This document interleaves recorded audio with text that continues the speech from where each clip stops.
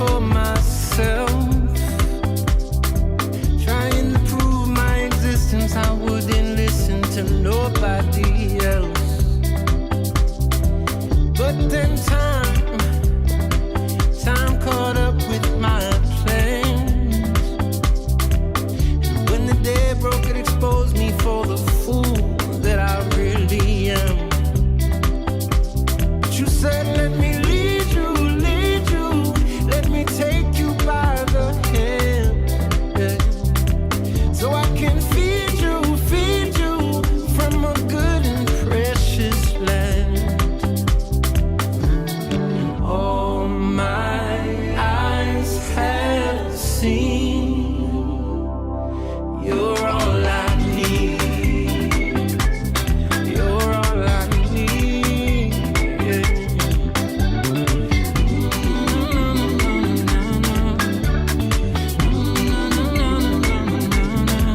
So now I'm learning to walk in your steps, and through the valley of confusion I've been losing my apprehension with death. But you say, let me lead you, let me take you by the hand, so I can feed you from a good and precious land. Now I owe it all to you, giving my heart to you, freedom becoming true. Nobody else like you, do what you promised to, and I'm so grateful for your love. And all my eyes have seen the wonders of your mystery received. I've tasted what it means. Now nothing else is good enough for me. You're all I need, you're all I need, you're all I need, you're all I need. Oh, I need you. Yeah, I need you. Oh, I need you now. Now I owe it all to you, giving my heart to you, freedom becoming true. Nobody else like you, do what you promised to, and I'm so grateful for you. I'm so grateful for your love. I'm so grateful. I'm so grateful. I need you in my life.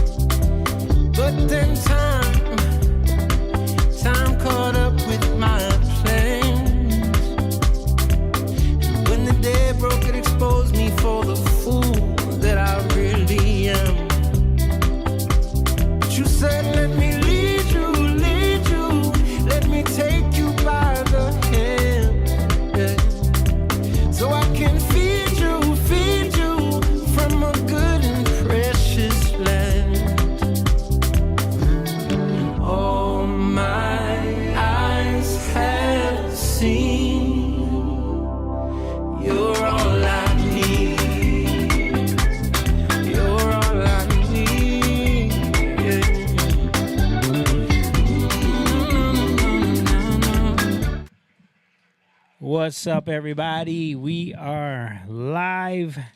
Finally, we're here Tuesday night, live in the building in the Lions Den. I got my brothers with me. Shout out to everybody who is chiming in, tuning in. If you're in the chat right now, make sure you hit that like button. Share this video with your friends. If you're watching on any of the platforms that we're streaming on right now, we appreciate you guys, especially our Rumble people and our Facebook people. Hit us, holler at us if you on any of these platforms. Drop a comment in. Let us know where you're watching from. We got some stuff to get into tonight. Things are happening. Market is starting to tick up a little bit. We're looking at it. You're watching Young Lion TV. Let's go.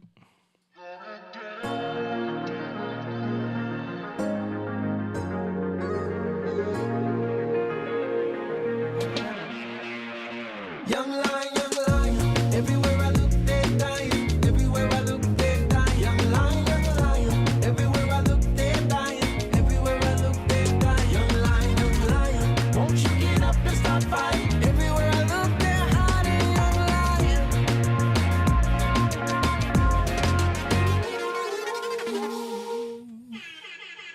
Yes. Young Lion TV.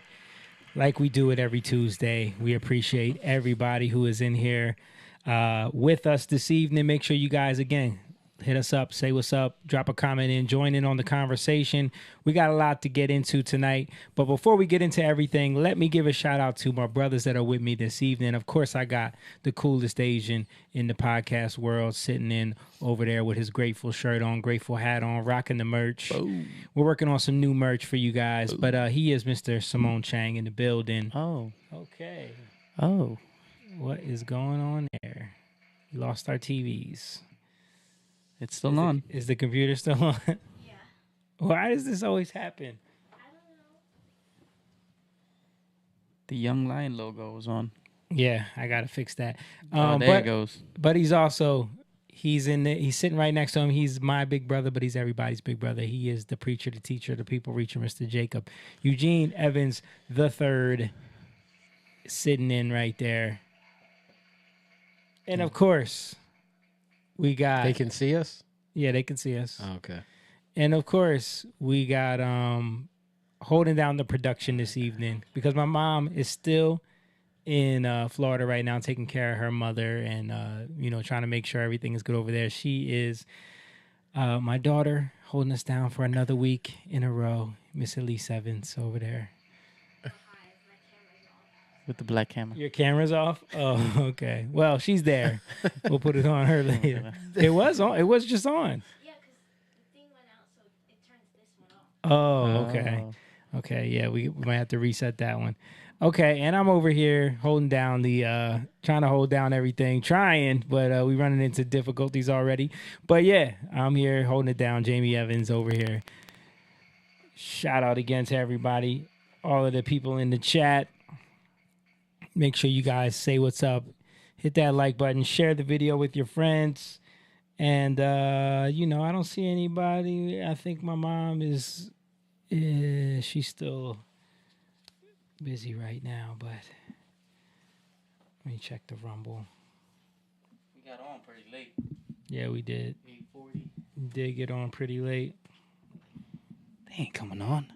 Yeah, that's what happens, Everything is running behind. Let me see if I can fix what's going on over there. Okay.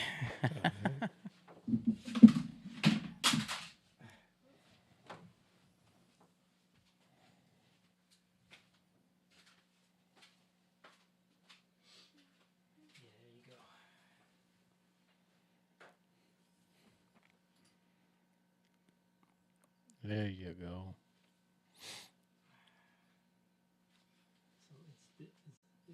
That's what it is. It's this right here. Oh, You gotta watch hitting that chord. okay. Okay.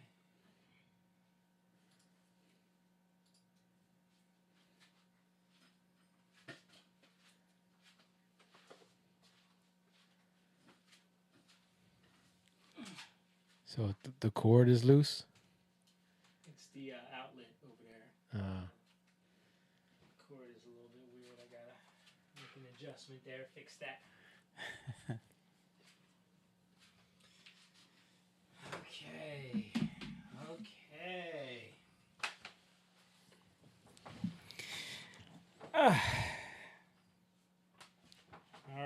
back here.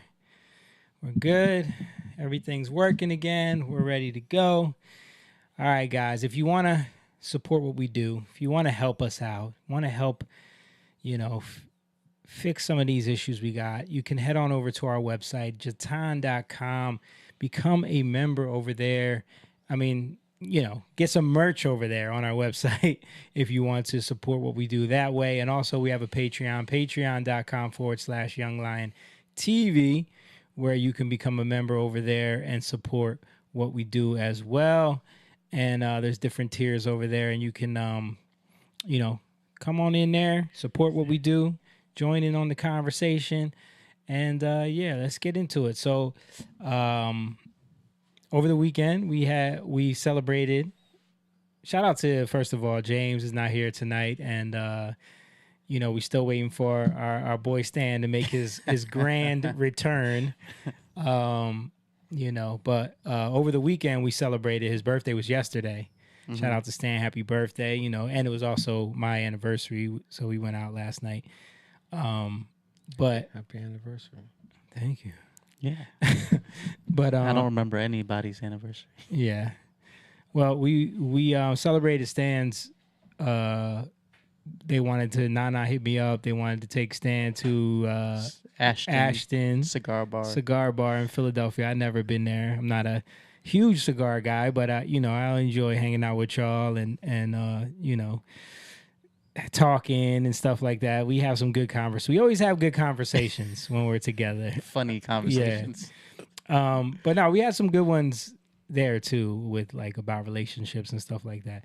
But it was funny because you had another prior engagement, so you made the adjustment like, oh, let's go earlier. We were originally going to go around 4. Right. You're like, let's go earlier. Let's go at 2 p.m. so that I can go and make it to my other engagement. And we're like, all right. It was Nana's idea. He was going to call out to go earlier. Right. To, so that to I can accommodate you, so you can hang longer with everybody. And then what happened? So then we find out that Ashton doesn't open till 4. Right. Because I was getting the Pops was in town. Yes. He wanted to come hang with us, and I looked up the address, and I was like, I just go. You usually just go to iMaps. Oh, closed. Not open till 4. I was like, great. Yes. So then when it was like, all right, let's scramble. What can we do now? And you came up with like, oh, I found this other cigar bar in Lawnside. Yes. Which do you mention the name? What the name of the? No, we won't mention. We're not gonna mention the name because I don't want to. But people can figure this out easily by where the story goes. But so you said we're gonna go to we can go to this place, and everybody was kind of calling it the Timu.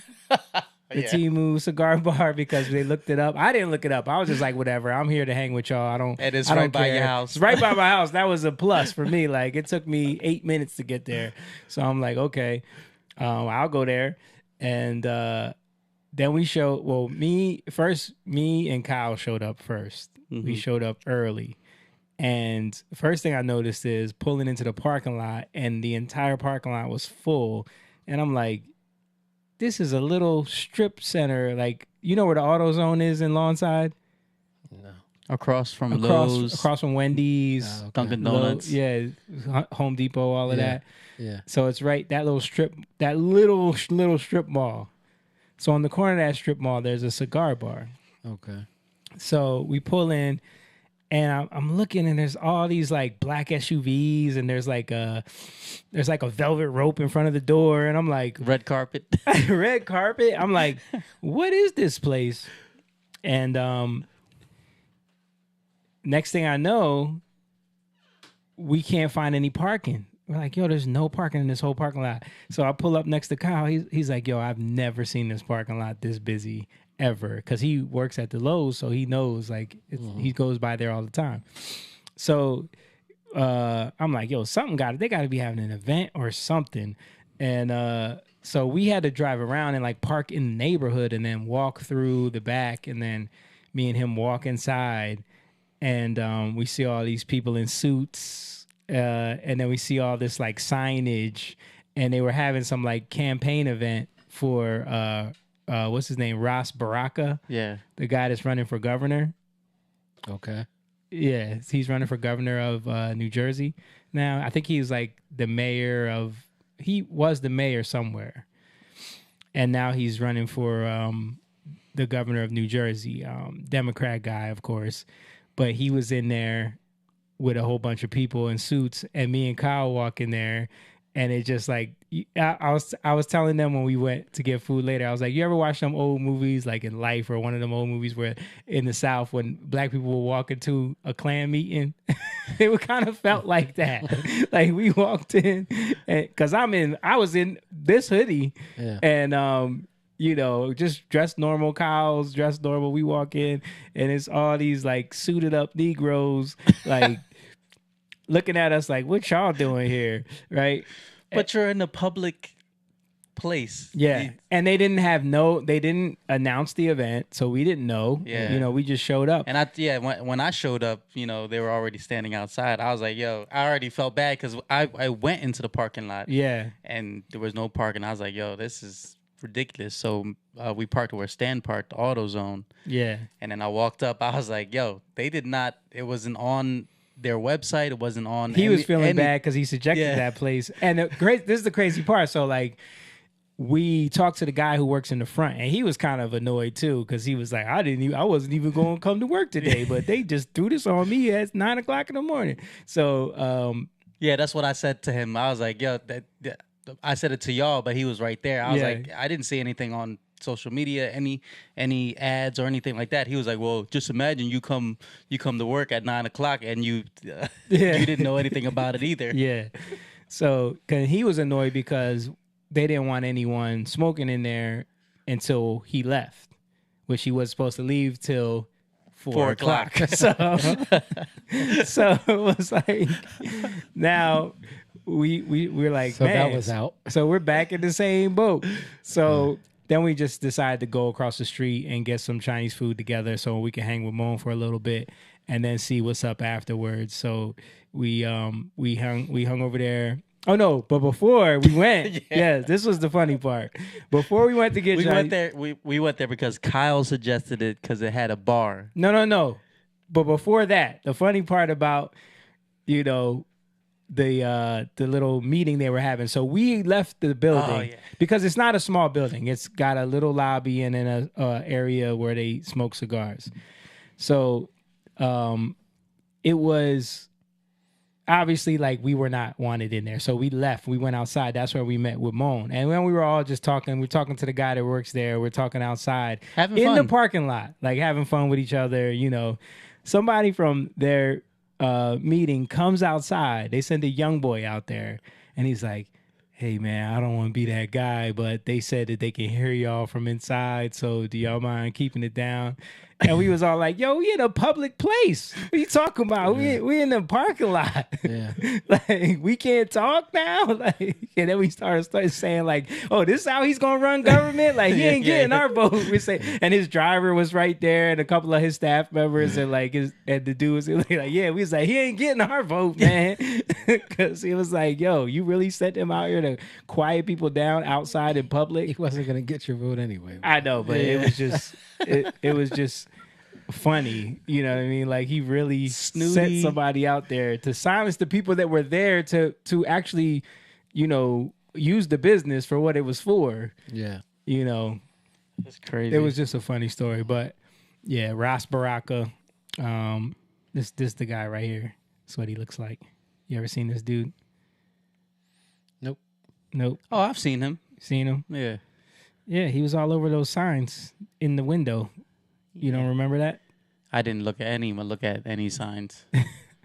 We will deconstruct the state budget and reassemble with equity as our North Star, judging every decision as either a step forward towards equity or a step towards inequity.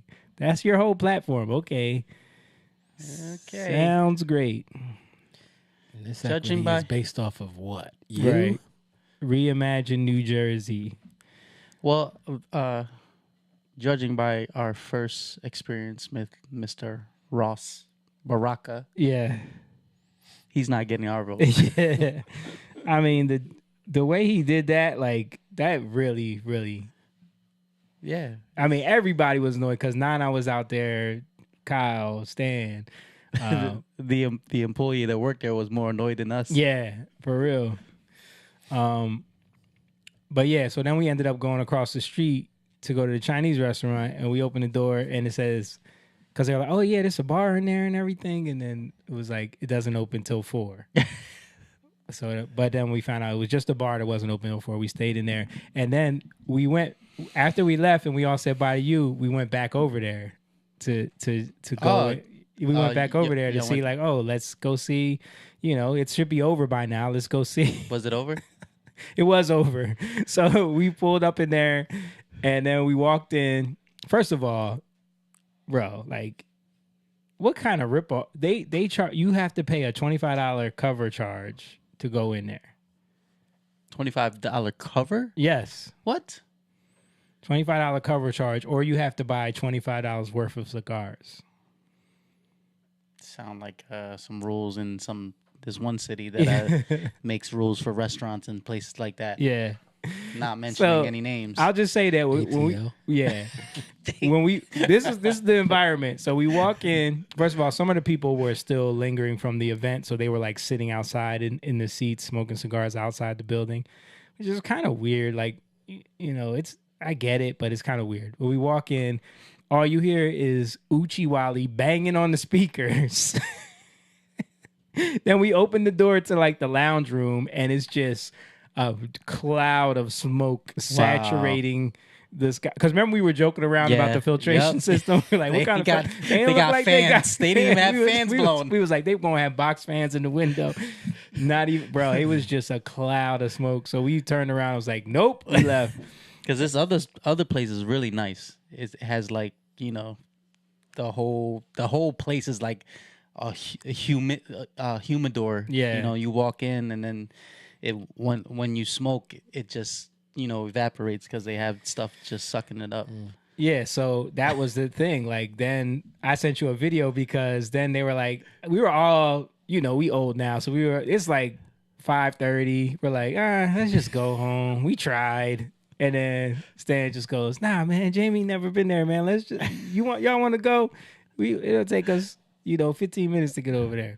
So we're like, all right, let's go. So we ended up going, and we walk in, and it's all nice, and the hostess greets you all nice, and then we go in, and Marvin Gaye, I Want You is playing. What? And like, it's like all lit nice, and we sat in the couches right by the window, and it was just like, dang, I'm like, this is a totally different experience than that other place. Well, I'm sorry. Nah.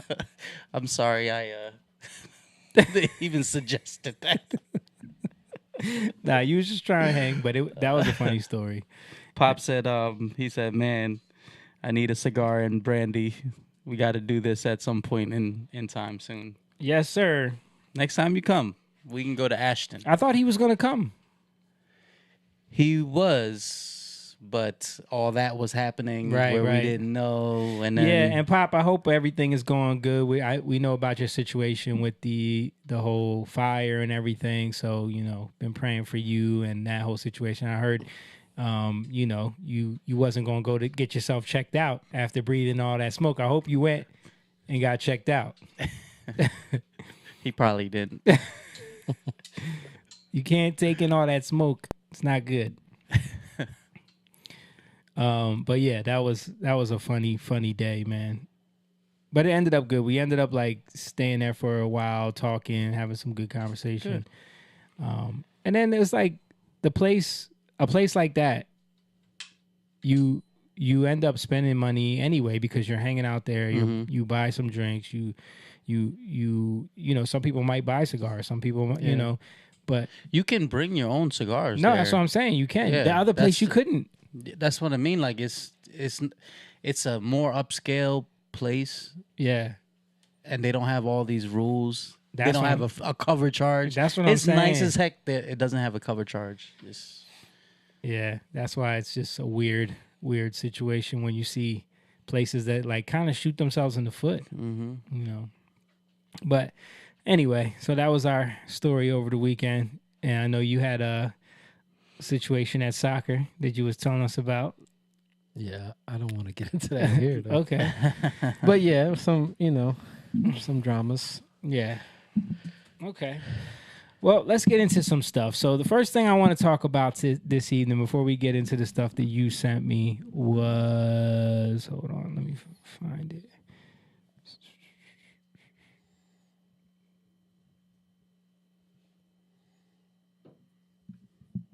Where is it?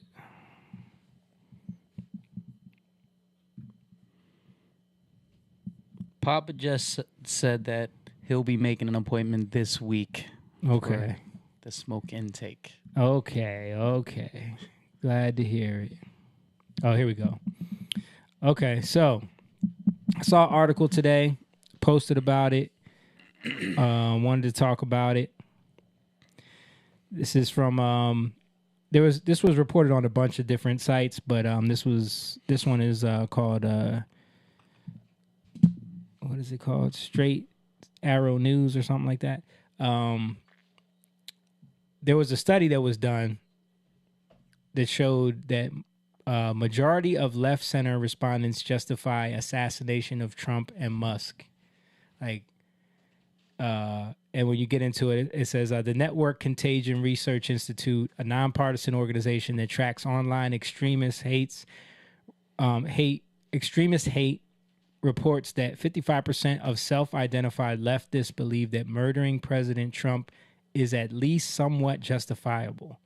According to the report, 48% of leftists felt the same about Elon Musk. The report indicates a rising assassination culture, quote unquote, among left-leaning individuals, highlighting social media role in amplifying support for political violence. Among all respondents, 38% found the assassination of Trump justifiable, while 31% felt that the same about Musk. So there's like this culture that you're seeing, and we've been seeing it with the stuff that people have been posting, the little clips, people getting more bold about saying this on TikTok and on Instagram Reels. So there's this culture that finds it okay for someone that you don't agree with to be murdered. Isn't that connected to, like, first of all, you're not supposed to be allowed to make threats against the president, right? You're not supposed to. And then also, freedom of speech don't go that far. If you're doing something that's invoking violence, right? Yeah. That's where freedom of speech draws a line. So nothing's happening to these people. It should be. I mean, I'm from what I'm seeing. Like, I'm wondering where's Cash Patel, where's Pam Bondi? Like, shouldn't they be at least? There should be some repercussions for people that are making open threats on our president and someone else. I mean, when you look at all this targeted attacks on Teslas and all this stuff like that, I know Pam Bondi has spoken out against that, but the assassination speech is what. And we saw this when Trump got inaugurated the first time. There was a bunch of people making videos. Kathy Griffith, Snoop Dogg. You see, didn't she hold like a fake head or something? Yeah, like that? a fake severed head of Trump. She got in trouble for that. She ended up losing her job for that. But still, it's just like you saw that rhetoric pop up over him being elected the first time, and now it's just heightened even more. Shout out to Stan watching on Rumble. He gave the laughing emoji, I guess, when we were telling the story. But yeah, it's crazy that to see that escalation happen, because you see the rise in Trump's approval. You see the rise in like the mandate and the way that the voting bloc has shifted more in his favor.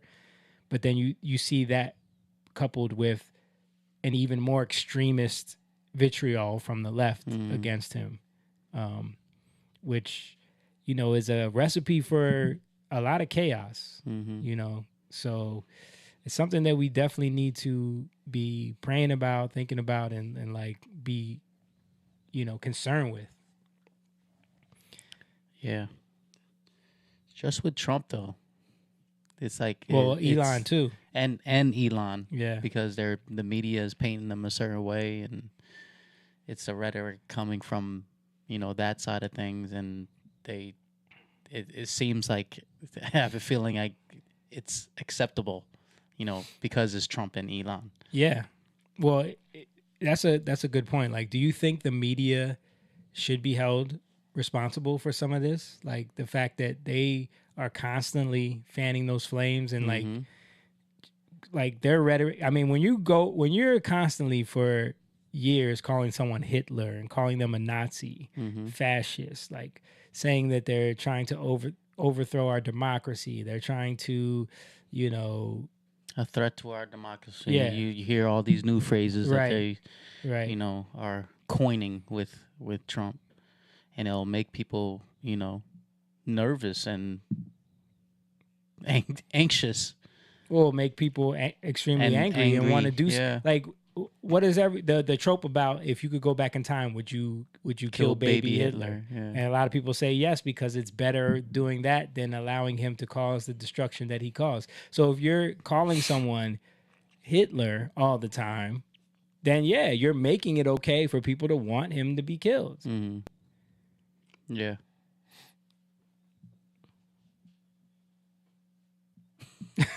Nothing. I'm agreeing. Oh, Yeah. okay. Let's play a little clip of. Hold on. Would you be able to kill baby Hitler? What- Would you even, if there was a time machine? I don't think I could, man. I don't think I could either. I mean, I don't think that that's even how we're supposed to look at things. Yeah. First of all, nobody has a time machine. But I think we're supposed to be looking. Hey, with God, all things are possible. With Christ who strengthens me. Yeah, all things are possible to do things in the way we see fit that they should be done. No, it's all things are possible in the way God intended it to be. So that being said, we're supposed to be looking at things in hope for people, right?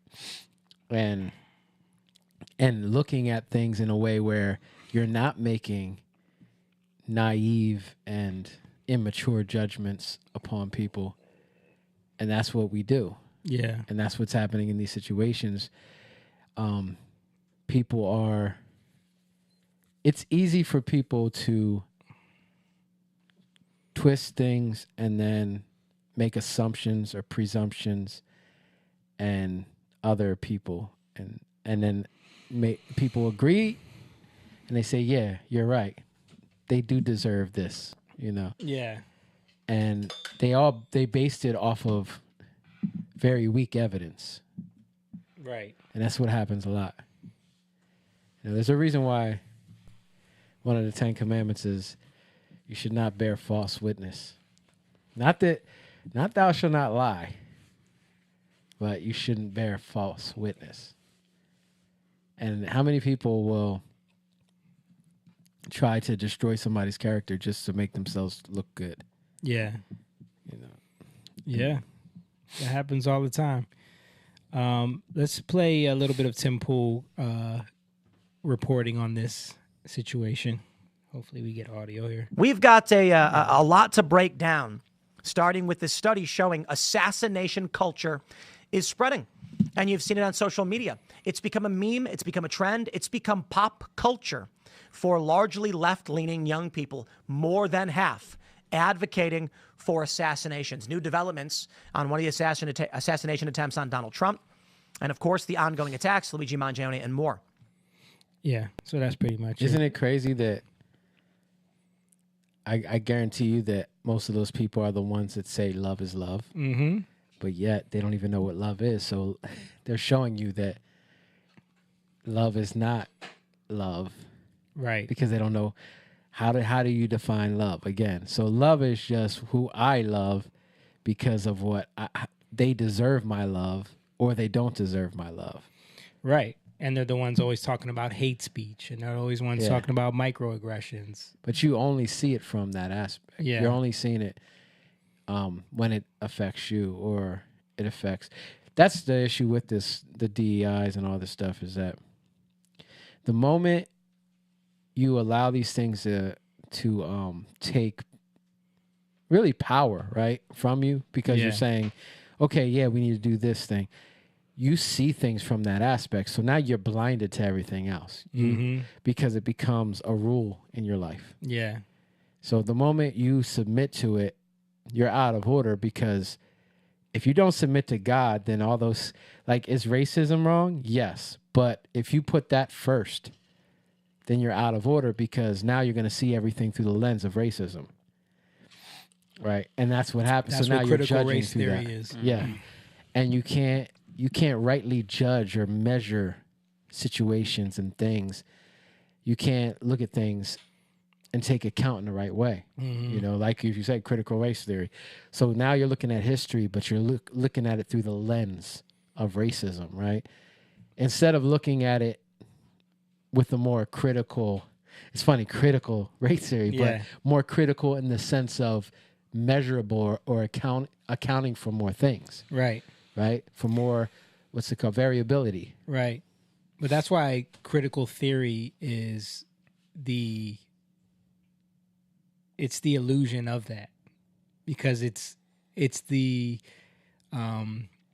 higher education version of the psychological, like that word critical theory is used to say that we're looking at everything through a more critical lens. Yeah. You know, but it's all done in the scope of critiquing things in a way to tear them down.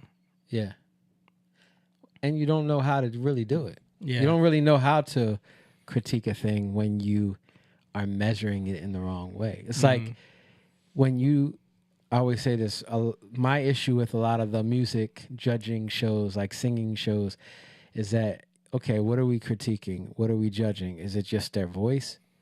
Yeah. Because if you're just judging people off of a great voice, okay, they get a record deal. Okay, they get popular. Are you looking at their mental state? Are you looking at their health? Are you looking at their heart? Are you looking at how they grew up? Are you looking at their life? Are they ready for this? Are they able to go out? Are they responsible enough to do? None of that's None of being that judged. matters. Yeah. None of that is being assessed. Mm-hmm. You know, it's only, oh, they can sing. Mm-hmm. Oh, wow, look at what they can do with their voice. Yeah. But that's one small thing in comparison to everything that you need to look at when you look at, okay, are we going to platform this person? Right. Because there's a lot of responsibility that goes with that. And then we wonder why. And then we'll talk about the ones that get hooked on drugs. They're in rehabs. You know, they commit suicide. Their life turns out, they have all the money in the world. Like we're going to see with Will Smith, right? The thing that I got a little clip from him. All the money in the world, but yet he realizes, like, it doesn't mean anything. Yeah. Because when you don't have the right measure with things, you see it through the wrong lens. Even just, I want to be famous. If you're seeing, like, being a star or going in acting or going in music, if you see it from, I want to be famous, that's your measure.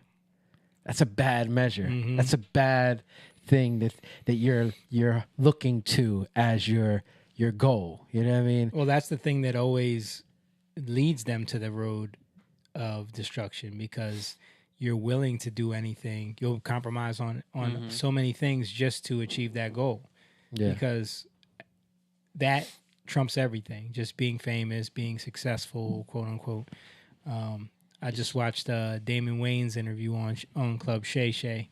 And he talks about all the things that he's done, all the things that he's accomplished, you know, the family, the way they grew up, everything.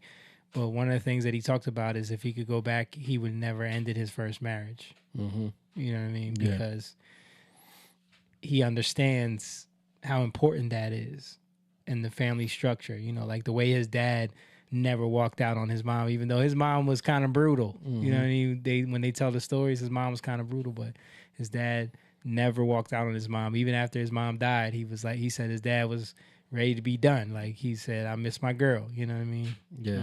Yeah. Yeah. There's something, we don't realize how much destruction, like you said, You said the road to destruction. Well, that's a Bible, right? That Yeah. Jesus said, wide is the road that leads to destruction. Narrow is the road that leads to, or the path that leads to life. So it's narrow and it's hard, right? Yes. It's hard. Yes. Hard is the way that leads to life. So it's not going to be easy. Yeah. And isn't it interesting how most people who are like, they have the worldview of, which is mostly on the left, humanist, secular worldview, right? Mm-hmm. They all look at things through suffering. Mm-hmm. So they want to keep people from the least amount of suffering as possible, Right. which sounds good, but it's actually, it does damage. It actually brings destruction, because if we go through suffering, we learn, we're challenging ourselves, and we learn how to come out of it, right? Yeah. So if you don't, if you're trying, it's like with a mother wants to protect, right? So she's always trying to do things for you, for their kids, right? But the father's like, no, let them figure that out on their own. Yeah. Let them do that. How many times you hear dads say, and I've said this many times, let them fall. Yeah. Let them feel that. Let them feel what it's like to fall, you know? Yeah, and it's hard for the mother because Yeah. she's like, oh, I want to protect them. I don't want them to get Right. hurt. Yeah. But the mother, a loving mother, is gonna honor the father, right? Is gonna honor their husband, and even though they feel like they want to help, they know that their husband is right, and they submit that to the husband, and because the husband is looking at, they know that they have to be challenged. Yeah. We're talking about this, was it a couple of days ago, about men are like hunters that have to go into the wild, right? Women, which is the place of chaos or the wilderness or the uncertain unknown, place. yeah. And women want to be in the place of certainty that was established by men. Mm-hmm. They thrive there. They're Yeah. great there, Mm-hmm. but they're not great in disorder. Men are great in going to the places of disorder Yeah. and creating structure there, right? Establishing there. And then that's why we play sports. Yeah. You know, my wife don't get it. She don't get why we play soccer. She's Yeah. like, I don't understand why y'all play soccer. Like, Yeah. and like, because we are looking to conquer. Mhm. We're always looking for a challenge. It's not women fun. play sports too. Yeah. That was one of our conversations. That was one of our conversations. We had a whole debate about the WNBA. Yeah, women do play sports too, but not at the level, not Yeah. at the level of men.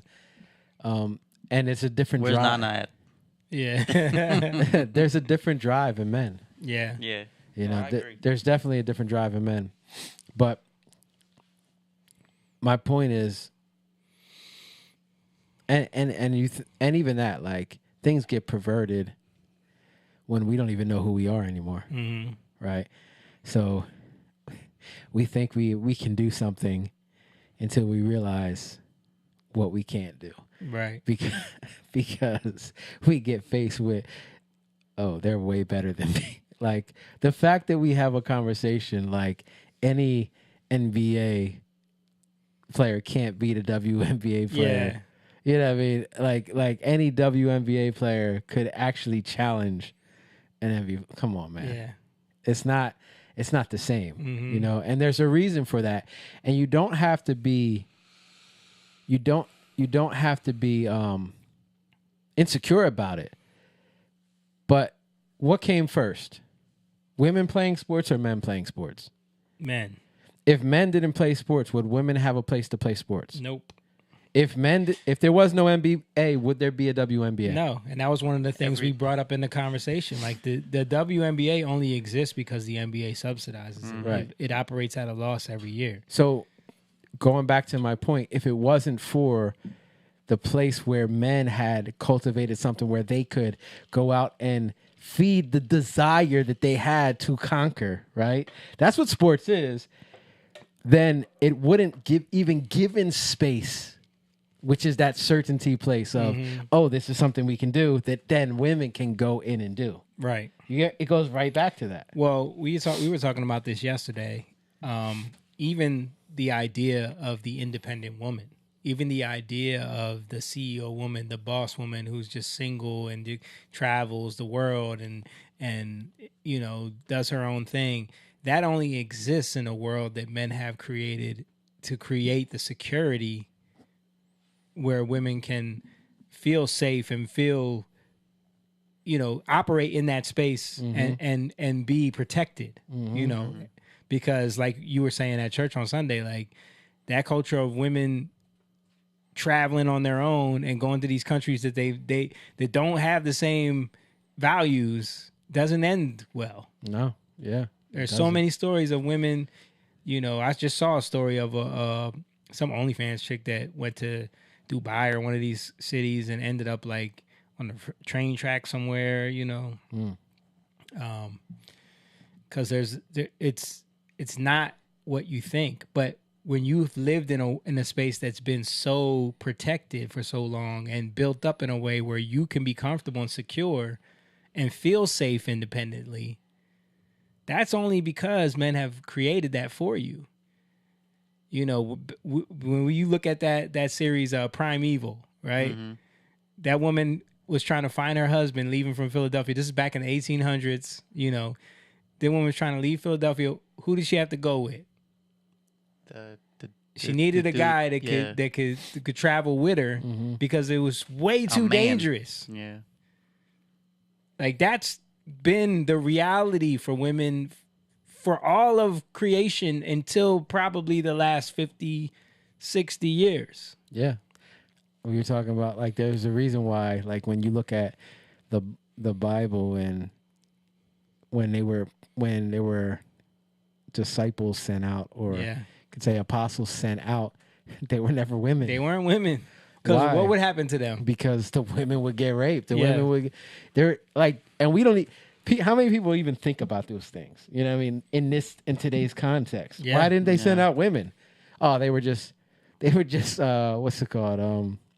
Chauvinists, Misogynists, misogynists, yeah. Patriarchal. No, Yeah. it was for their care. Yes, it was for their protection. Good. You can't, but you know where there were women, and you know where there were a lot of women in the churches that Paul went to establish, and those with him went to establish.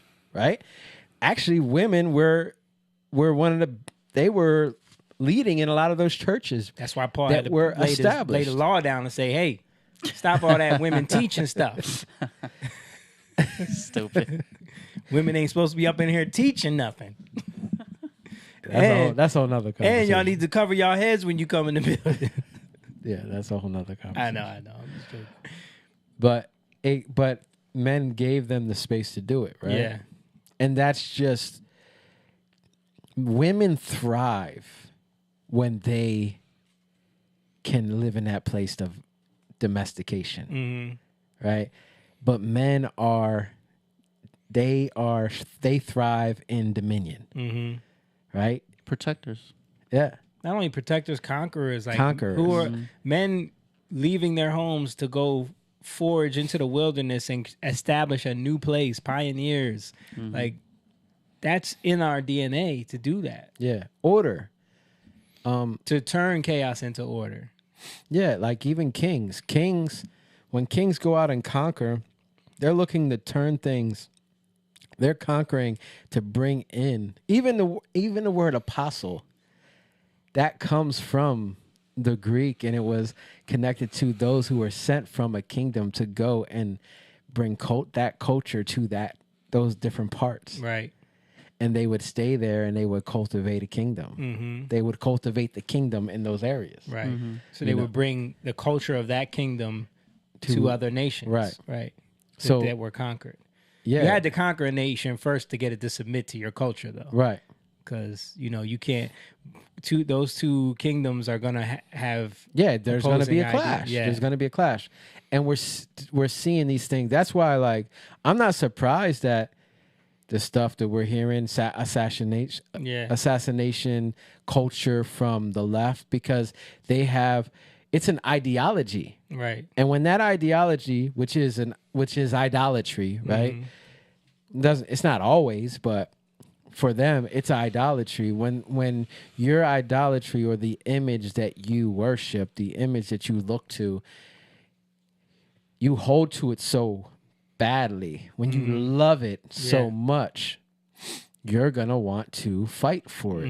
And when something comes against it, when the truth is literally staring you in the face and you don't want to face it, you have to destroy it.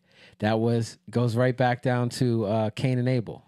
Right. Right? The beginning of the Bible. It's the reason why they killed Jesus. The funny thing is, though, I don't think the leftist ideology, this thing that you're seeing, like this backlash from all these protests that, are clearly being funded. Their signs are really nice. Yeah. This is the first time you're really seeing them feel like there's pushback. Like there's always been little, like people will say things, people come out and, this is stupid or this is going too far. But watching policies be implemented from the president, the way that we've seen from the time Trump has been inaugurated, you're talking about executive orders, talking about there's only two genders, executive orders, talking about you have to be a legal citizen to vote, executive orders talking about you have to be here legally to be in this country, birthright citizenship gone. All of these things that he's been implementing that are direct assaults on their ideology. Yeah.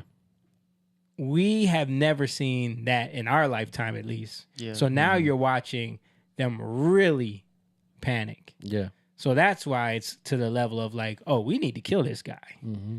Him and Elon Musk, because Elon Musk is pretty much being the, the figurehead, if you will, or the voice of Doge. And that one's even a little bit more weird to me because his whole mission is to uncover corruption in the spending of our government. They're spinning it and saying that he's taking away people's rights and people's Medicare, Medicaid, Social Security, and they all believe that.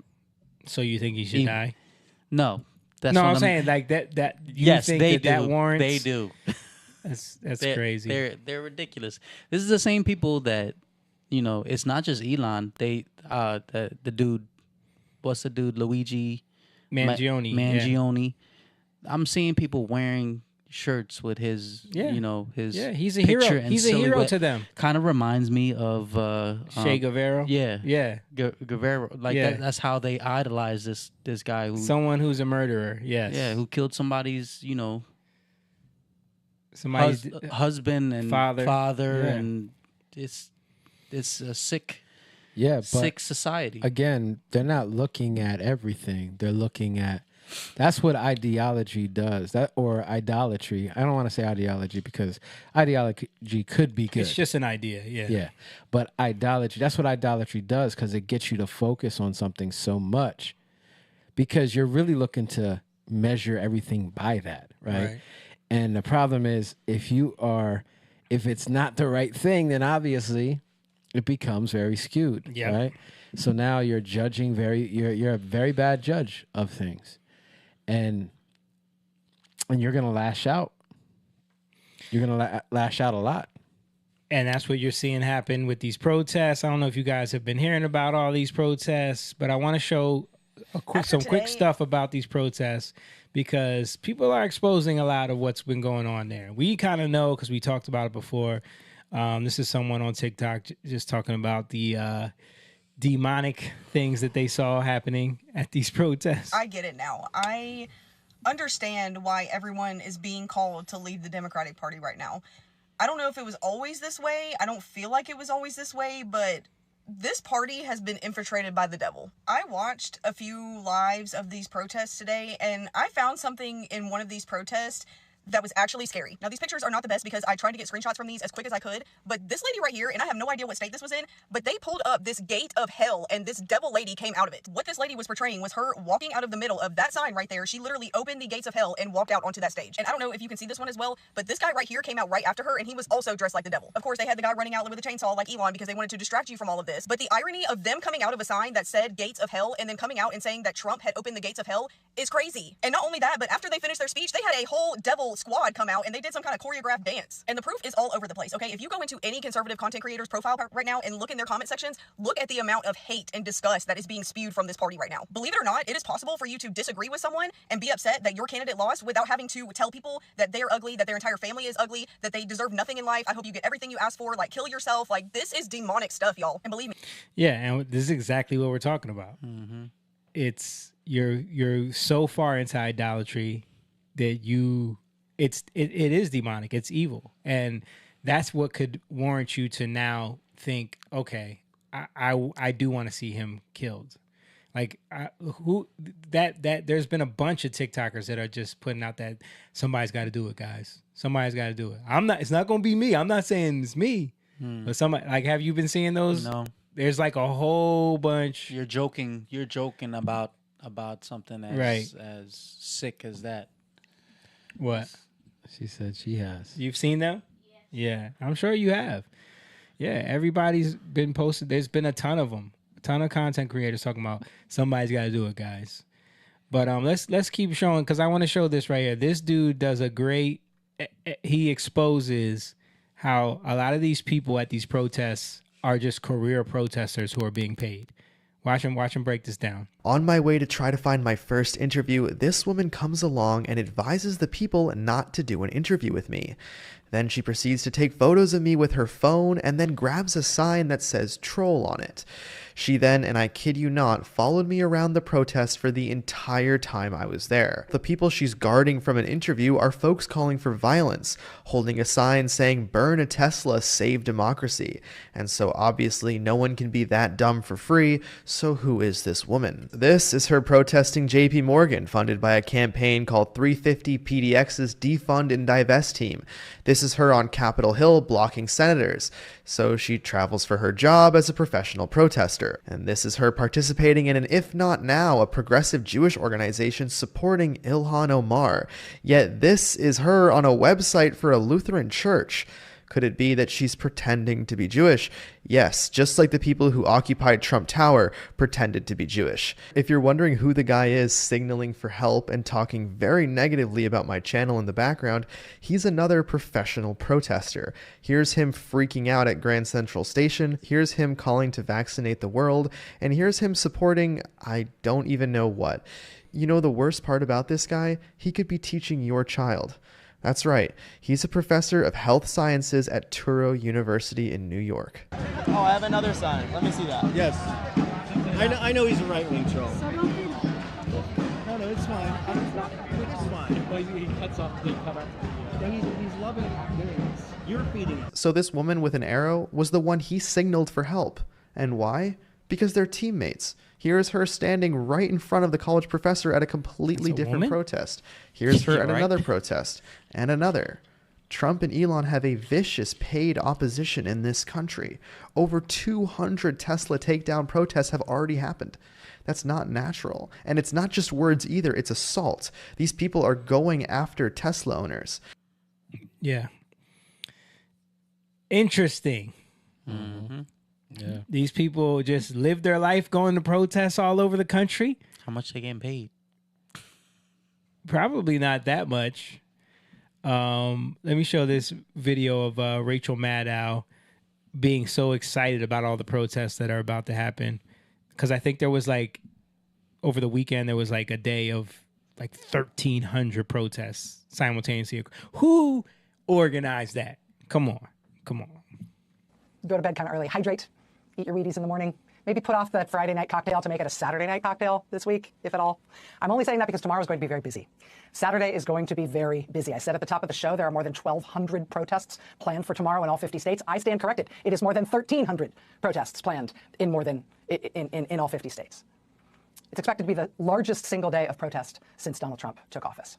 because they want to make it appear like people are just fed up. Mm-hmm. People are so against this, even though when they do the polls, it doesn't show any of this. No, it doesn't. But they want to show that people are mad. His approval rating is above 50 now, right? Yeah, Maybe it's the 51? highest. It's the highest it's ever been. Joining us now is Ezra Levin. He's co-founder of Indivisible, which is one of the groups that is promoting these events tomorrow. Ezra, thanks very much for joining us tonight. You were here just a couple of 3 weeks ago talking about the earliest idea for April 5th being sort of a hub for events all over the country and in Washington. How has the organizing gone? What has the response been compared to what you expected?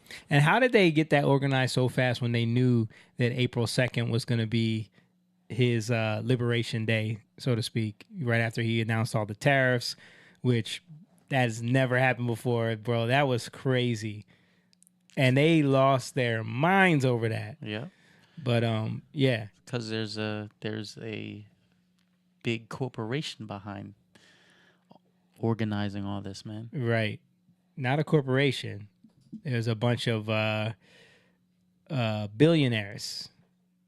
And watch Jake Tapper try to make it okay what Soros does, as opposed it's different than Elon Musk. Watch him talk about and then go on about saving humanity. It's just an ego trip. Well, what's interesting about it is you heard anytime anybody brings this up, a Republican will say, well, what about J.B. Pritzker, and what about George Soros, and what about this, what about that? And I guess the answer is you don't see George, first of all, George Soros you don't see them out there talking. Yeah. No. Right? I mean, they might be giving money to organizations, this and that, and people can criticize that if they want. But the idea that, like, oh, no, I am going to tell these voters, forget, like, hiring Scott Walker to do it or somebody on the Milwaukee Bucks. I'm going to tell them. Right. No, he has to suck up all the oxygen. There's only one other person that needs more attention. So it's the fact that Elon is out there talking himself and not in the shadows, puppeteering everything. Yeah. It's the fact that's what makes being it like Palpatine. Right. So it's okay for Soros to do it because he is behind the scenes. We don't see him. Soros don't do it because I think he's probably cowardly. Well, you know what I'm saying? There's Like a it's tactic more to that. nefarious type of. I was watching Brilliant Idiots the other day, and Charlemagne literally said that because they were talking about this debating about this topic, and he was like, "Yeah, the difference is like I don't even know what George Soros looks like." Exactly. Mm-hmm. You know what I mean? So it's easier to make Elon a villain because he's out. He's putting himself he's out in out? public. He's putting himself out Yeah, there. because he thinks that he's doing something good for. He believes in his what country, he's doing, and it is his country, right? But George Soros is in the shadows doing this to multiple countries, and so that somehow makes it better. But pull this up real quick, Lise, for me. I did see that today they were talking about how Pam Bondi, there's rumors going around that she could be launching a criminal investigation into both George and Alex Soros for allegedly financing violent protests and attacks on Tesla and government properties. 5 radical leftist groups have already been identified, with one directly tied and confirmed to George Soros, who received a staggering $7.6 million. These groups are also funded by Act Blue, which include Rise and Resist, Troublemakers, Disruption Project, Indivisible Project, and Democratic Socialists of America. Now we know Act Blue. We know Act Blue was stealing money. Well, I wouldn't say stealing money. They were using people's names to move money as donations. Remember with that whole scandal that James O'Keefe uncovered, where they were going to random people that never donated to Act Blue, and there would be $2,000 donations every month in their name. It'd be like abandoned house or something like Yeah. that. No, real people. But it would say like, did you make? They would go confront them and say, have you been donating $2,000 a month to Act Blue? And they're like, what? No. Wow. I can't afford that. But they have these donations at their address in their name going to these campaigns. And it's tons of people. That's definitely criminal. Yes. Using somebody's name. Yeah, and Elon, he tweeted about it too. He said those who finance attacks against Tesla will go to prison, and he posted pictures of George Soros and Alex Soros. So yeah. Is that his real glasses, or I thought that was like a Halloween outfit at first? Nah, man, that's that is called that is called the super liberal costume right there.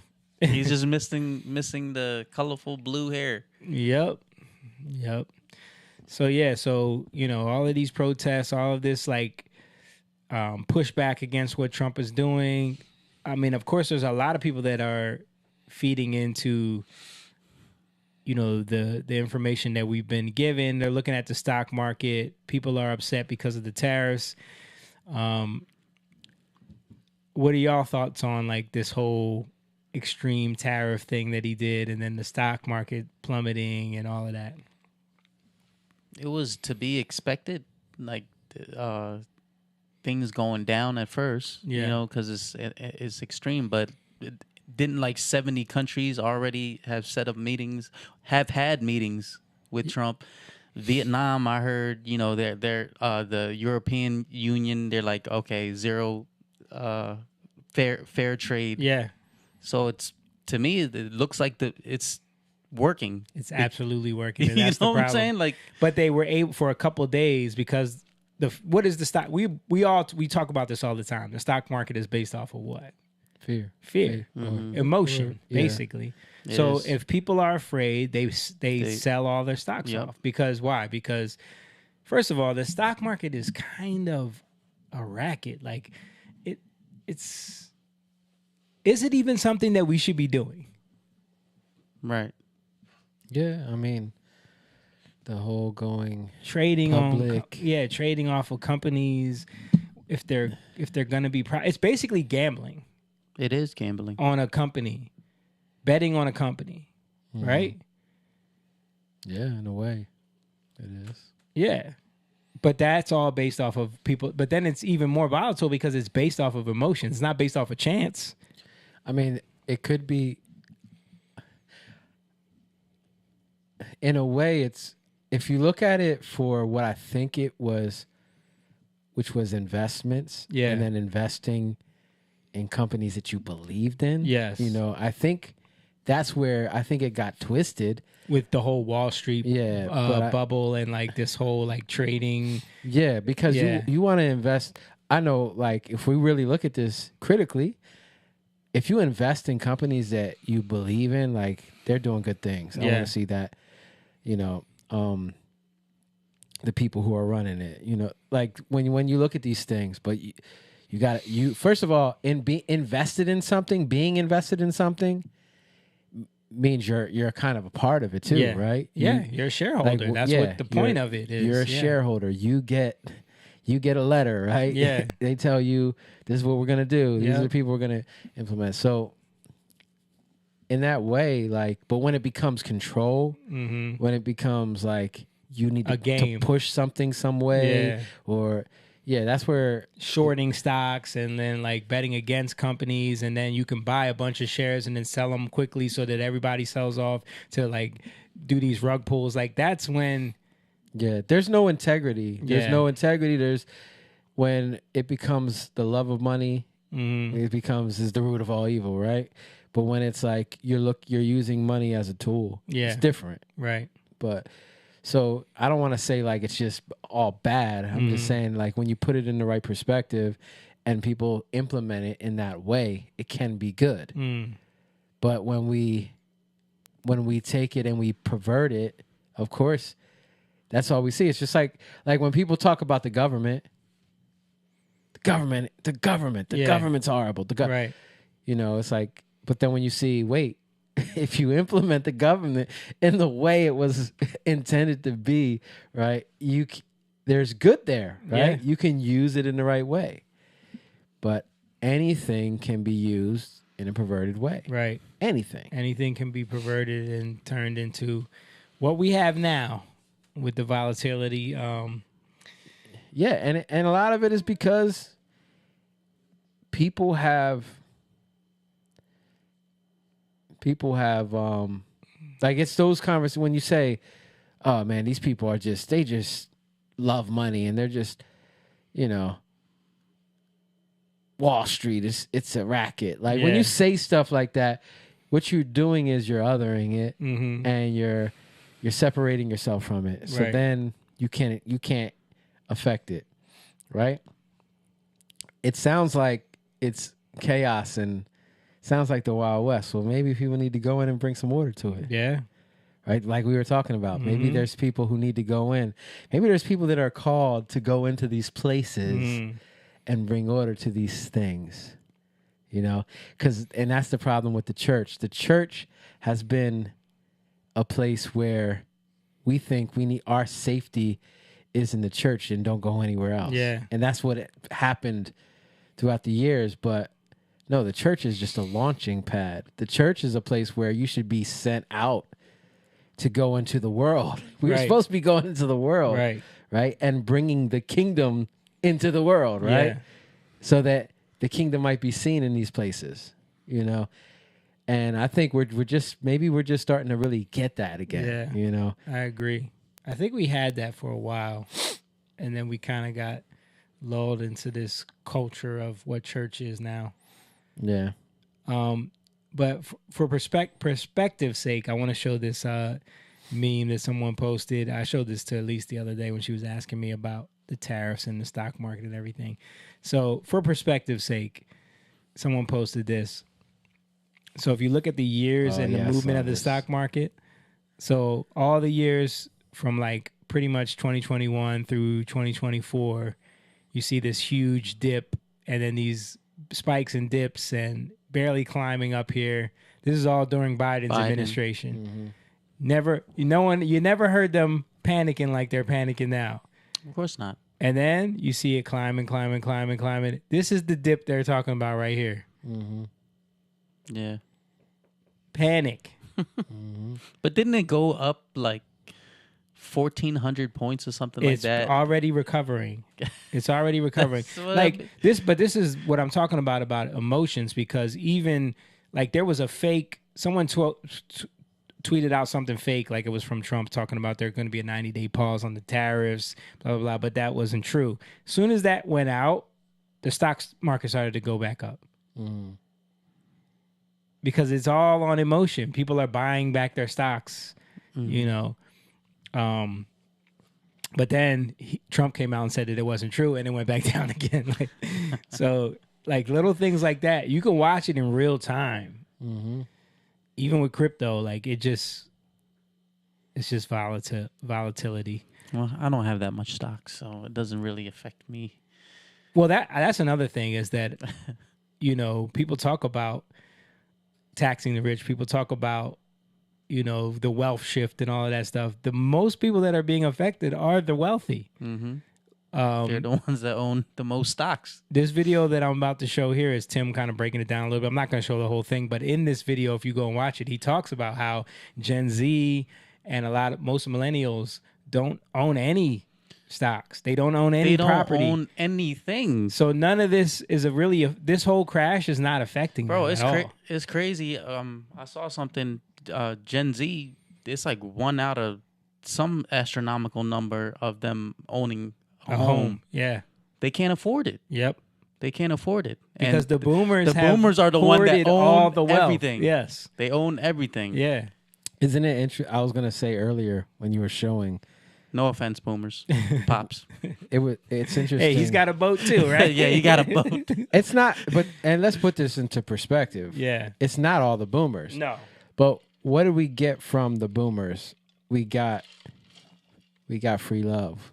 Yeah. We got an obsession with the Beatles, the drug culture, the Doors, and Aleister Crowley. Yeah. That became very popular. Mm-hmm. That's why I'm mentioning the Beatles, the Doors. We got this free love. We got this hippie culture. We got even the disco culture, right? But it was a lot of selfish stuff going on. Yeah. And you know what's funny? Most of the people who are out there, they're mostly boomers. Yeah.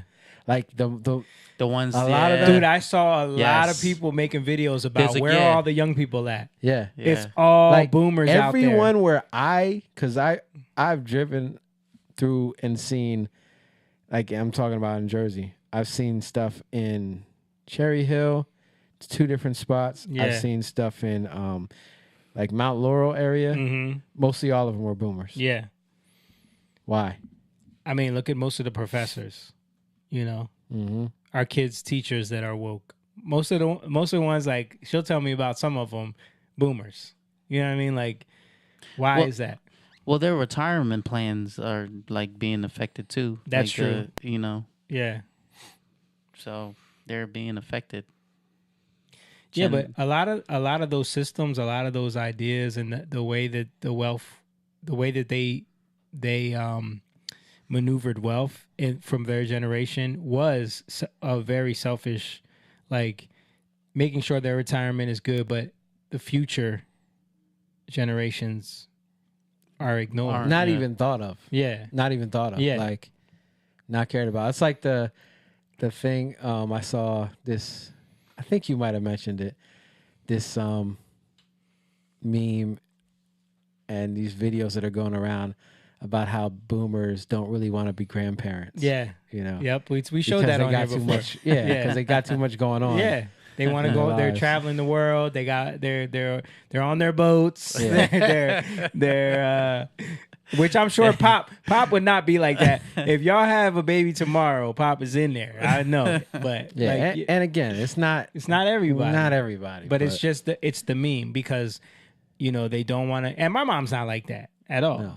But a lot of them are like, I'm not watching no kids. She might complain a little bit. A little bit. But it, you know, that generation, and my mom, she's not, I don't consider her like in that same boat with that generation, but she's producing shows. I know. Yeah. But it's just interesting. All right, let's watch this clip from Tim Pool. And the market is bouncing back.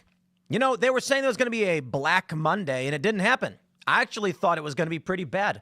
Over the weekend, the Nikkei index hit the circuit breaker. It was selling off like crazy, and then they stopped it. Dow futures were down like 8 percentage points, and oh boy, was the media losing their minds. Jim Cramer said, it's going to get worse, and the moment he did, I was like, it's not going to get any worse? Because that dude is wrong about everything, and holy crap, he said, that's the dude that's always the bald dude. He said it was going to drop 20 points, bro. That's media. Yeah. It was wrong again. Panicking. And the market did go down. It is still down from when Trump announced the tariffs. But why now is it rebounding? It's actually quite simple. The market bottomed out. Presumably, it may get lower. We don't know exactly what's going to happen. It's extremely volatile. And there are a lot of people talking about how the abrupt tariffs are going to shut their businesses down overnight. So this is not. We are not out of the woods just yet. That being said, a lot of people were trying to price in how the tariffs were going to affect companies, and that's why we saw a lot of selling off of stocks. Now that it's been reported 70 nations have reached out to the Trump administration saying, cut us a deal, let's make this work, stocks are starting to rebound. I do think, you know, it's really funny is the other day when the fake news emerged that Trump would propose a 90-day pause on tariffs, the market skyrocketed. Then the White House came out and said that's not true, and then it dropped again. It just shows you that much of this is memes. It was memes the whole time. It's memes all the way down. Nobody is actually buying stock based on the dividend or what they think the company is going to generate. They're basically like, will other people want a piece of this company based on the perception of the market and this company? What a stupid system. But sure, fine, whatever. Makes the world go around, right? Yeah, it's like, I don't want to be stuck holding this stock, so I'm going to sell it before it goes down in value. Yeah. Or I don't want to miss out on buying it and then it skyrockets, But so I'm going to buy it. Like, you see how twisted that is in terms of like, no, I want to invest in this country. I want to make this thing great. I want to. I want to partner with this. It's a totally different way of seeing things. Way of seeing things. Yeah. But you can do this. See, you're putting your money into something. It's the same. You're doing the same thing, right? But you're not doing it from the same place. It's not the same spirit, right? It's not. It doesn't have the same meaning. That's a great point, man. Now, what I really love here is that you've got these people on the, not necessarily the liberals, but they're saying like, oh, watch. All the Trump supporters who said it didn't matter the market went down are now going to praise the market for going up. And I'm like, and? See, these people just don't get it. Their brains do not work. It's probably why they live in the world that they live in. For me, for instance, yesterday, well, I'm not gonna lump myself in with everybody who said it didn't matter. The market was going down. I've repeatedly said this is not good. Retirees getting hit, it's going to be bad, and Trump needs to get a handle on this. I think it's disingenuous when people on the right are like, so what about the market? It is better for this country than the market rebounds. And when these people on the right start to celebrate the market returning or talking about it, these liberals are like, aha, that proves you're a grifter the whole time. No, it proves you are, you morons. This is what is so stupid. Listen, when I see the market tank, okay, I know it's bad for retirees, and I want Trump to get it together. I want him to make things better for everybody. But I do know that there's a larger play at hand, and I think it's silly to assume otherwise. So on layer one, as I've said, universal tariffs don't make sense. We don't grow bananas here, right? We get them from Honduras and Guatemala and other countries, But there must be a larger play, and I don't know how it's going to run out. So I do think Trump is serious and that he's making these moves, I think, largely because Gen Z is being sacrificed and we cannot sustain the system. The market rebounding, I laugh about because it proves these people who are losing their minds were wrong. Listen, it's not one for one. I recognize that Trump is making moves for the betterment of the country. Maybe imperfectly, maybe he's wrong, but there's intent there. I think it's stupid to assume he's just burning the country. Now, that makes no sense. It's his country, too. He makes money off it. They claimed the other day that Donald Trump and Elon Musk are working for their crony buddies. But then he wiped out trillions right. in private equity. Exactly. So who's he helping now? So yeah, likely they were younger stealing generation. money for the billionaires, when the stock and they just rebounds, killed all their proving stocks. that the left was losing their mind for no reason, and it wasn't a Black Monday, and that Trump's plan, or whatever his plan may be, may actually benefit this country, then they say, how dare you talk about the market improving? Nah. These people are first order thinkers, single layer thinkers. They cannot understand what is currently going on. As of the filming of this video, the Dow is up 1,000 points, which is nuts, by the way, that we're at 40,000. Well, 39,000, 2.95. The S&P is up 3. The NASDAQ is up 3.5. And for most of you, that means nothing. Now, I know I got retirees watching this. Mean anything. But for the most part, but it's means nothing. stabilizing, though. Yeah. Look, man, the panic I've been is talking to not a bunch of people, that talking serious. to younger people that I know and work with, and nobody's got stocks. Very few people have stock portfolios or exposure to this directly. So maybe some people have retirement accounts that are exposed, but they don't see that. There are people with retirement accounts that they directly manage. They can see the money go down. That we get. But there are people who have pensions and other funds that they are not directly exposed to, meaning if it's being managed, if the pension fund is being managed by a state or a government or a company, they're not going to see it directly, though they know there's going to be a negative impact. Donald Trump's tariff deals, if used as leverage, if that's the play, we don't know what his play is, seems to be working. Yeah, I mean, I just wanted to show him, break that down a little bit about Gen Z is pretty much being sacrificed, and the system that we have in place was gonna implode. I saw another dude on Flagrant today.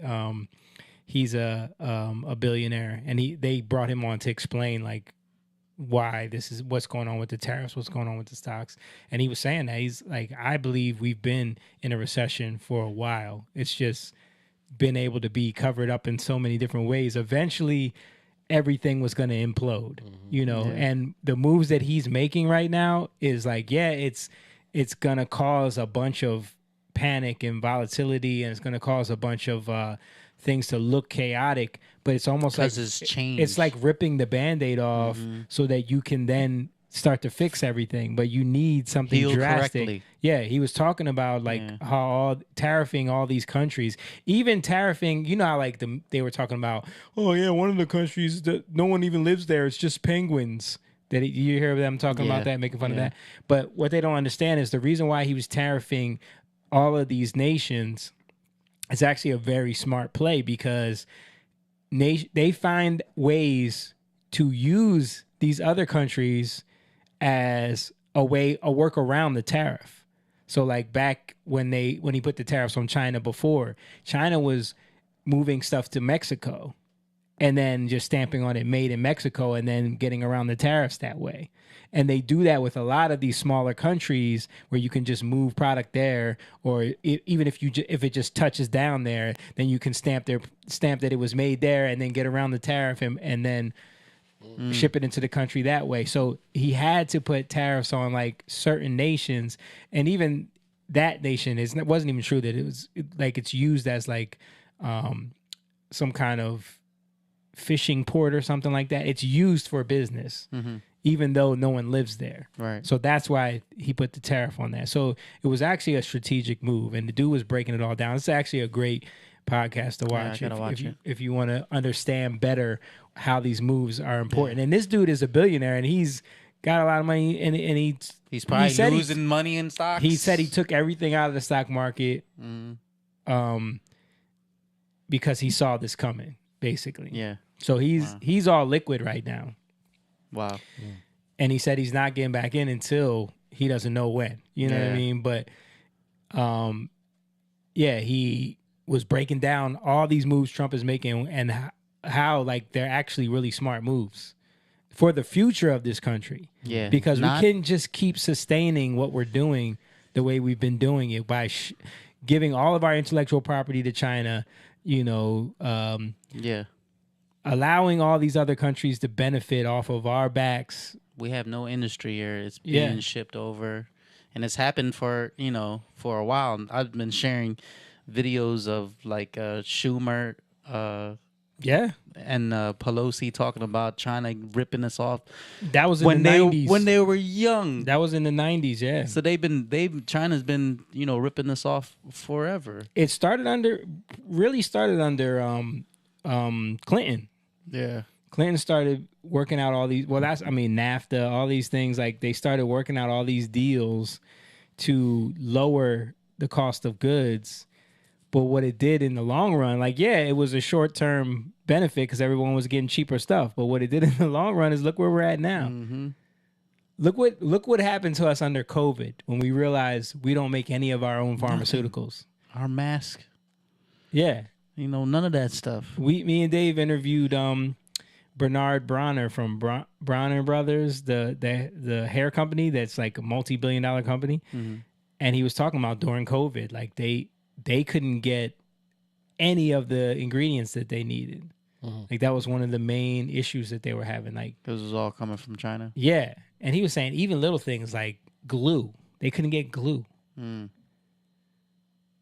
Wow. And he was like, how can we not get glue? That's crazy.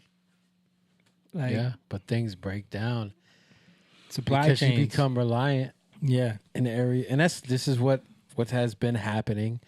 And you think this is the sleight of hand. Because you think, like Bill Clinton, he was a great president. He did a lot. Yeah. But when you look, he played the saxophone. And he had somebody in the Oval Office. But when you look at like some of the moves he made.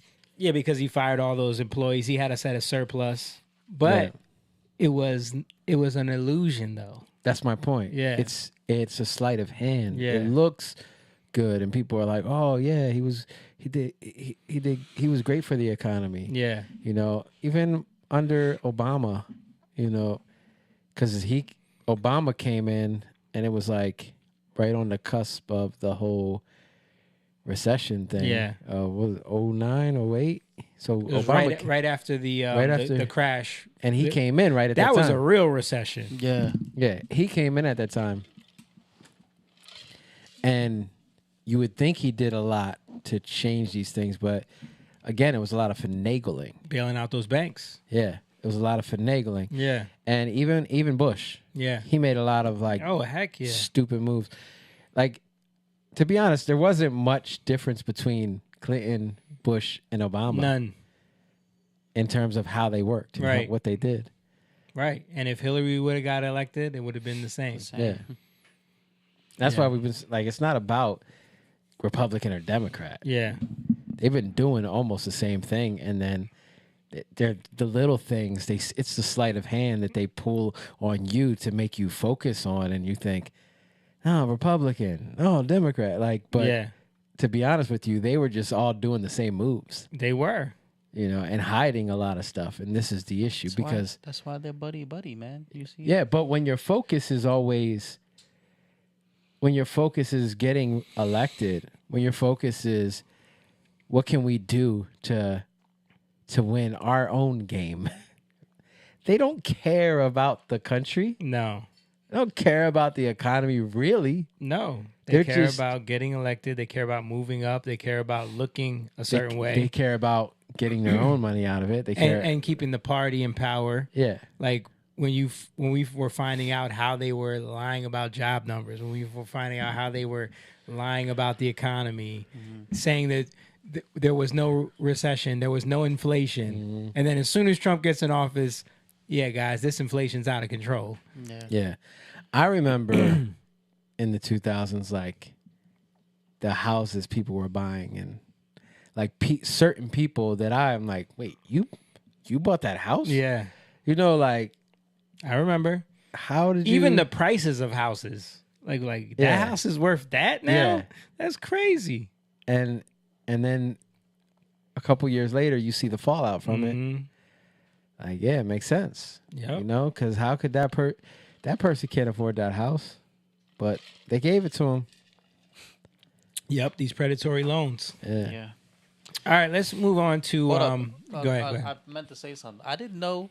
I swore I saw banana trees in Florida before. They are in there. They are in Florida. But we don't produce no bananas in the U.S. Not in mass Not in scale. mass? Not in mass scale. No, not for like. Let's move to Florida, bro. We could produce Let's- them, right? Let's move to Florida. Start some banana plantations. DeSantis is trying to get the no property tax thing. Yeah, I know.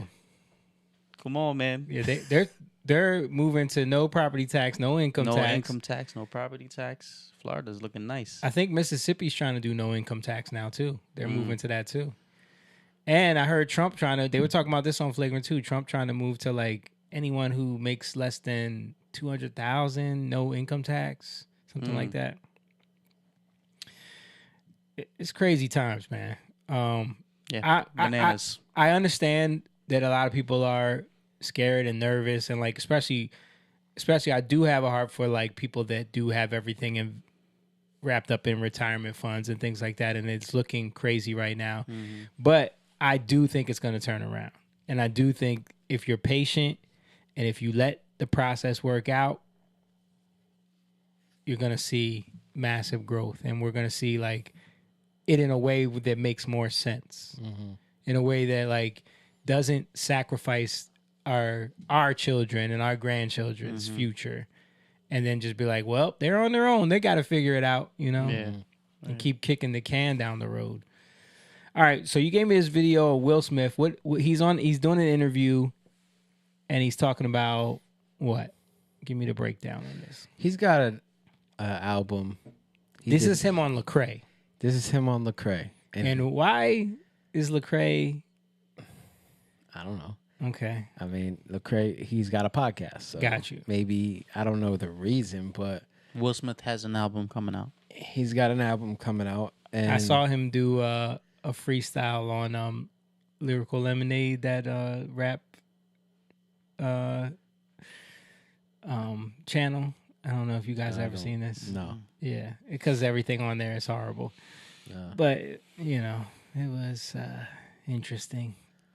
Okay. Well, yeah, so he's talking about stuff. It's not I think he thinks he's getting deep, but Yeah. it's not really. It's just, how old is Will Smith and he's putting out a rap album? He's a rapper. Why can't you put out a rap album? Ain't he a rapper? There's I people his guess. age that listen to rap, right? It's different now. Do you think anyone's gonna be buying his? Well, people don't buy albums anymore anyway. But do you think? I can't even imagine who would be like, "Yo, I got to get that new Will Smith." I mean, there's people who would do it. I don't know, but maybe he's just making it for himself. I don't know, but Okay. Let's just listen to what he Okay. says. I got you. My personal belief is, I was raised, with an Old Testament grandmother. Right. So Gigi. Yeah. So my way and my deepest understanding is biblical. But I've read the Quran from cover to cover. During Ramadan 2 years ago. I read the Bhagavad Gita from cover to cover. I read the teachings of the Buddha. So, if I had to say what my religion is, I would take the Muhammad Ali quote, and my religion is love. Right? I believe in. Come on, man. My religion is love. Yeah. Okay. Yeah. Come on, man. Why you hating on that, dude? Because it just made me cringe a little bit. I'm just gonna keep playing. The oneness and the possibility of harmony between people who are all reaching for the one truth. Yeah. There's a line in the same record we were just talking about. Hey, hold up. Lecrae is supposed to be a Christian rapper. Yeah. And he's not giving no pushback. Not at all. He gives none at all. I watched a lot of it was just him talking about the songs or talking about like mostly the record, and it wasn't that great of an interview, but this part kind of stood out to me. Okay. And it was interesting, like you said, like there was no like pushback. Not even a dig deeper, like like it wasn't. So do you have there was no like what is your foundation? Yeah. How do you how do you come to that realization that love is your religion? Now maybe he can look at Will's life and maybe he can look at Will's life and understand that there is no foundation when you look at his children and his marriage, open marriage, and all the situation. But how do you see that? And I don't. Maybe because maybe there was an interview and they're like, well, in order for me to do this interview, we're gonna have to just talk about this stuff. You can't go deeper. I don't know, but could be. I wouldn't have done it. You know, you got to compromise. Yeah. Or do you? Right. You know what I'm saying? Right. Like, because if it's just things sound good on the surface, and it sounds like this is what I'm getting with this. Like you'll hear it, but it sounds like he's being vulnerable. It sounds like he's opening up. It sounds like he's humbling himself, but is he really? You know, and and you see that. For me, you see that here. Okay. It says, we're just a room full of sinners reaching for the Holy Ghost. Yeah. And I just love that line, because everybody wants to hold on to some kind of comparative superiority. For sure. And, what has been beautiful for me in the past couple of years is, the loss of my illusion of moral superiority. Like you're better than everyone else. Being humbled into the place that I'm not better than nobody. Wow. Yeah, and it's like it's so beautiful. It's brutal. It's brutal. It's brutal and beautiful. Okay. Right. That's intriguing. Yeah. That's actually very intriguing. Because if you got ears to hear, you know what's being said. And what I hear you saying is that up until a while back, you probably thought you were made out of Teflon. Yeah. I certainly. I always joke with my family, and they don't think it's funny. I was like, I'm King David. I'm God's man. God likes me. Y'all just admit it. No, but it's a beautiful thing. Yeah. You've been humanized in a lot of ways. Settled down into the connective. The only place you can really meet somebody and have authentic compassion. Is when you recognize the sameness. That's good. That's good. Yeah. So he's referencing King David, saying he's God's man because he felt like he was King David. But he doesn't, but his religion is love. Yeah. Well, he's saying. He did talk about Ramadan. He saw Ramadan. Huh? people. He said something about Ramadan. Like he just said I read the Quran during Ramadan. Yeah, he said he read the Quran Yeah. during Ramadan. Yeah. But what I'm saying is, but he's he takes, you know. But why He's- would you he's the refer to Buddhist- why he's would you the- refer to yourself as King David? Well, he's saying that he was prideful. No, I understand that, but what I'm saying is like he felt as though he was. That was his joke. You know, because King David was you know, God loved him. He was after his own heart, and God looked out for David. So he felt like that God was looking out for him, and like the way he looks out for David. Yeah, But that would mean that you would have to ascribe to David's God. Well, you don't, because when you don't know who David's God is, It's you one. and He's saying it's oneness. and you think you know. Like what I'm saying is that like when you think you know, so you can say, okay, what David was saying, he didn't really understand the God. I know this God better than even David, or this. I know this thing better than even David. Like that's the point you get to. You start to think that, like, even in terms of him saying, like, I'm blessed, but Oh, you're not saying even- that's what Will is saying. I'm saying that's his mentality. And even in terms of him saying that now he's humbling himself, is not really humbling himself, but he just doesn't think that way. Doesn't mean that he's actually now accepting Christ, because he's never even said that or confirmed that, right? It just means that I just don't think the way I was thinking. I've changed the way I was thinking. But see, that's why there's an order to things, right? There's an order. Yeah. You have to first humble yourself to what? To who? Right. And confession is key. So the fact that you can't even confess something and you can't even be outright shows like, oh, you're still being vague because your religion is love. What does that mean? Yeah. Like that's where for me it's like, okay, What define is that? Yeah, define that for me. That's what I would ask. What Yeah. does that mean? Like love. Yeah, you don't have to be rude. Yeah. Define that for me. What does Yeah. that mean? You say love, okay. How do you see love? What is Yeah. that? Because then it just becomes a word that Yeah. sounds good. You know, my religion is love. Oh, that sounds so great. But what does that mean, really? You know, oh, just love people, like God said, love one another. All right, how? If you don't know what love is, then how you gonna love one another the way? Like, so you have to define love, because then I can see what you mean by it. Right. But if you don't define it, I don't know what you mean. And so many people, I think people do a bad job at, like, we talk past ourselves. So, and this is what happens a lot with people who are calling themselves believers. Yeah. You know what I mean? We talk past, because all you got to do is use the Christianese words, right? And then you think they're talking your language, and they're Right. not. Right. They're actually talking about something totally different. But you have to define terms.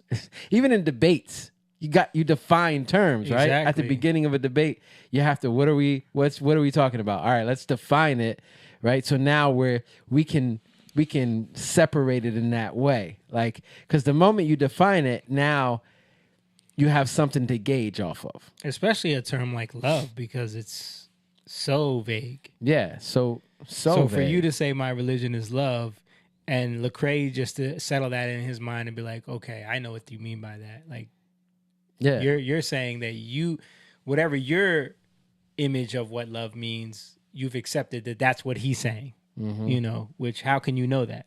Yeah. If you think about for us, when we, like, the whole thing with the temple, right? Yeah. When you come into the temple, you're giving up and you're sacrificing. You know, Jesus, what does it say in the Old Testament, in Psalms, in the prophets? It says God doesn't even desire your sacrifices or your burnt offerings. Right. Right? He desires a contrite spirit. Right? He desires a broken spirit, a broken heart. He desires mercy, right? Not sacrifice. The knowledge of God. Right. Right? Other than burnt offerings. And those things are connected to, okay, when I go before the temple, which in the inner part of that temple is God, right? Seated. And I'm coming before him. I'm laying down what I love. But it's not love in terms of what God says love is. It's our familiarity. Mm-hmm. It's what we're familiar with, what we're used to, right? What we've come to hold dear to us. That's why Abraham had to give up his son. You get what I'm saying? Yeah. That's not the same kind of love, but you could call that love. It's what we're devoted to, right? So God is saying, do you love me more than that? Right. And then you'll meet me, and then you'll truly start to understand what my love is. You know what I'm saying? Like, but so there's that meeting place with God, and if you don't start there, you'll never really understand what love is. Make sense?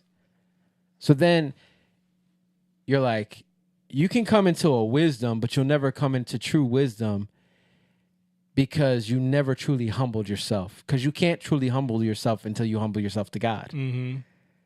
And I think that's his issue.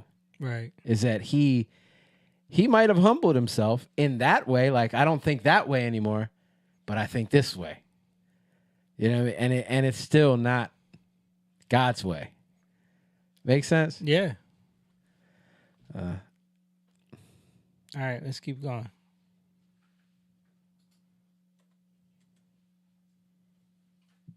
I'm not exactly sure who said it, but I'll claim it as my own. Yeah, but that's the 3 repeat rule. 3 repeat. You 3 repeat. When you repeat something one time, you say, somebody said. Yep. And the second time you say, I don't remember who said it, and then the third time you repeat, like I always say. Like I always say. Like I've said twice before. Like I've said a couple times. But is that our highest call is to be human. Yes. Not less than human and not superhuman. Right. But to be human and to humanize one another. To be it all, to recognize that you're it all. That, it's only by the grace of God that you don't find yourself on one side or the other in a war zone. Because who knows what you would do if people that you loved were being threatened. And it's only by the grace of God that you don't have to make that choice. Right? And that's what I recognized, is I am in a blessed scenario. But if I were in another scenario, is my spiritual commitment strong enough to not do things that I talk about other people for doing? That's good. What would I do if I was there? Yeah. If Willow was on one side of a line and somebody was tripping on the other side, what would I do? And that's the beautiful thing about grace, right? Is that you have to have a sense of, you've got to put yourself in someone else's shoes. Yeah. You got to be able to look at somebody else and say, you know what? I'm no better than them, Right. and I can't look down on them. Right. And how would I respond? How would I react if I were in said person's shoes? Yes, absolutely. Right? You might say, I wouldn't do what that fool doing. I definitely wouldn't be doing that. But I'd be making my own mistakes. Right, but I wouldn't be doing that. Right. My humanity would look different. But it would be human nonetheless. Okay. So that's where it kind of just went to that, where they're saying, like, he was equating grace with that. Putting yourself in other people's shoes, which, having understanding for other people is a good thing. But again, like, is it just about that, or is it something greater than that? Is that what grace is? I don't think that's grace. No. You know what I mean? Really? Yeah. Like, and that's what he was kind of equating it to, grace. Like, no, there's mercy there. Mercy, yes. Yeah, but grace is connected to the ability of God to love people in a way that you're unable to yourself. So again, it takes you out of the way. Right. And that's what I haven't heard. You know what I mean? It hasn't, none of that was said. So I think, like,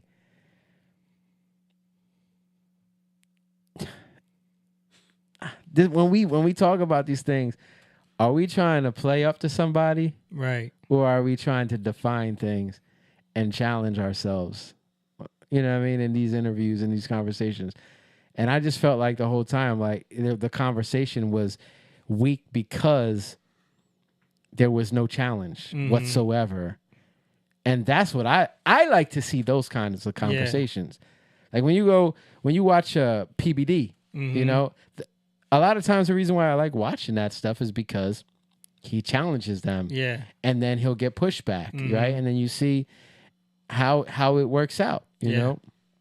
That, because he was talking about beautiful. Those are the beautiful things that they don't always come out of it, but they can come out of those things when people submit to the truth. But I didn't, like in this whole interview, I didn't see any of that. So it was kind of, that's why I said it was surface to me, you know? Yeah. Even like when you watch Joe Rogan, a lot of times there's more of that where it's like, wait, well, what do you mean by that? Explain that to me. And then there'll be pushback if he doesn't get it, you know? Just ask questions. Right. And it seemed like, just from that clip, it seemed like Lecrae was being very like agreeable. Yep. Yeah. I don't like it. Yeah. I don't like it. It doesn't make for good content. You know. You know. You know. So then you sent me a clip of him and Doechii.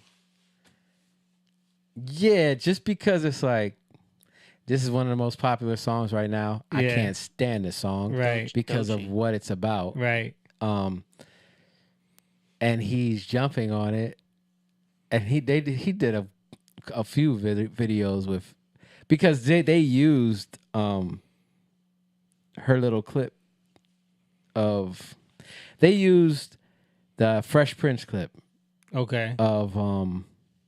what's the little girl's name? Ashley, dancing back and forth, you know, in a room, and then Will comes in and dances with her. You know what I'm talking? They used that for this song, so people were like, "Oh, that became like that was where the meme came from." Yes. Okay, I didn't even put that 2 and 2 together. Yeah. So then they had her. So they remade it. Yeah. Yeah. And then she comes out. Yeah. But it's. I don't even know anything about it. But we're talking about anxiety. Yeah. We're giving light to anxiety like it's a good thing in a way. Yeah. You know, like it's okay to hold on to this anxiety. That's the younger generation, this Gen Z, this Gen Alpha, like this TikTok generation, right? They've glorified their mental illnesses in a sense where it's like they've attached it and made it, wear it like a badge of honor. Oh, I have anxiety. I have ADHD. I have all these things, you know, and that's what makes me unique, and that's what makes me, you know, you that's what makes you have to feel something for me, because I'm not normal. Yeah. You know, I'm neurodivergent. You said you know 3 times. All right, let's play it, because I saw this clip, but I kind of didn't get it. Somebody's watching me. It's my anxiety.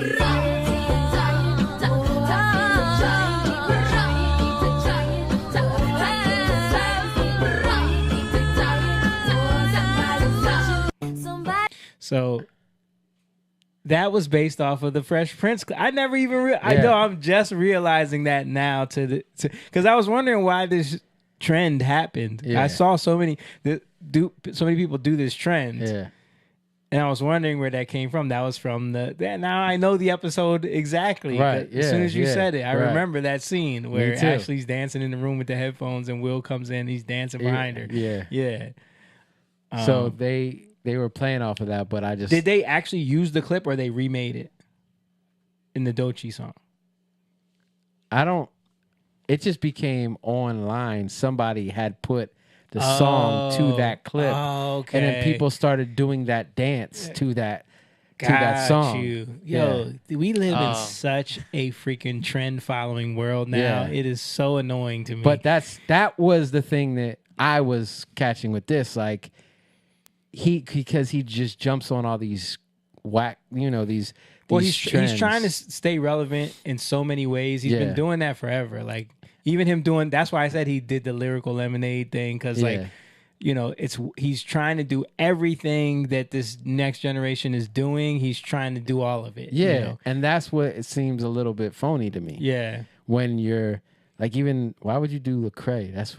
Yeah, But I don't even understand that. Like, why would are you go on? trying to relate to a different type of audience? But who? Like you the, seeing the Christian hip hop audience? Yeah, when like, you said Will Smith making music, he was on Lecrae. I'm like, is he doing a Christian rap, album? That's what I assumed. No. Like I would have think he would have went on Club Shay Shay or like. That's probably next. Yeah, he might. You know, you never know. But that's probably next. But he's making, or go on with like Kai Cenat or one of these streamers that all these people go on. There's like, why would the Lecrae thing is weird?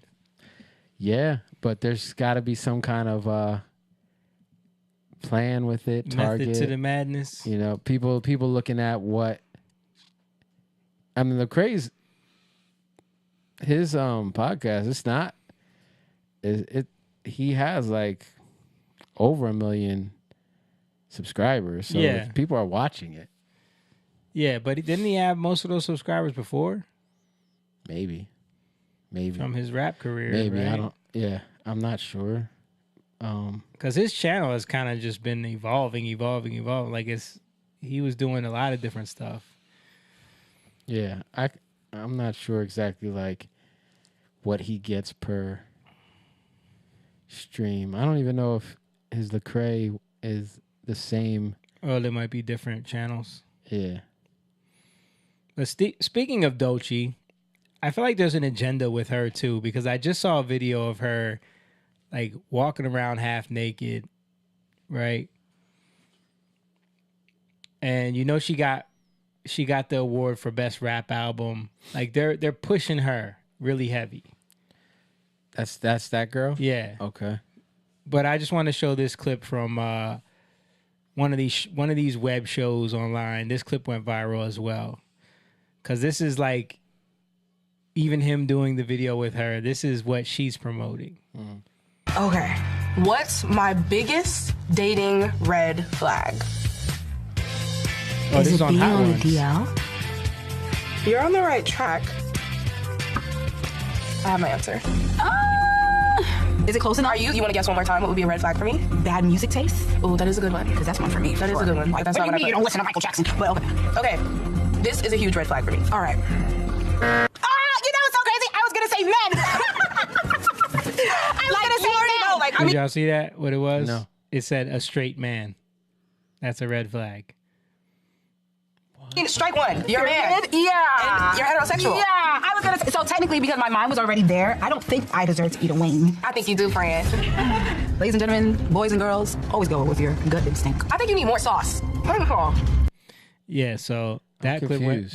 viral because she was saying like what is a big red flag for me? Guess what and they were doing this game where like if you guess it wrong, you have to eat a wing. What do you think a big red flag for me is with dating? And her answer was a straight man is a red flag.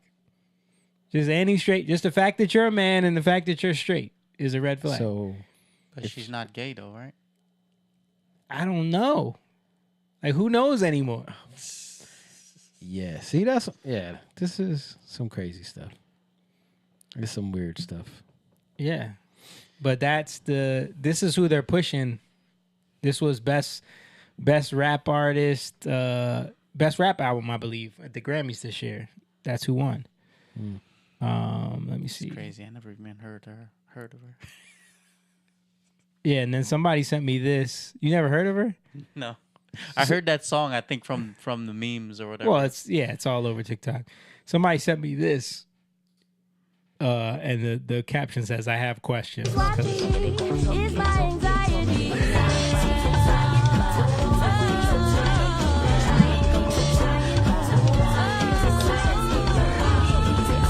Like, what is going on?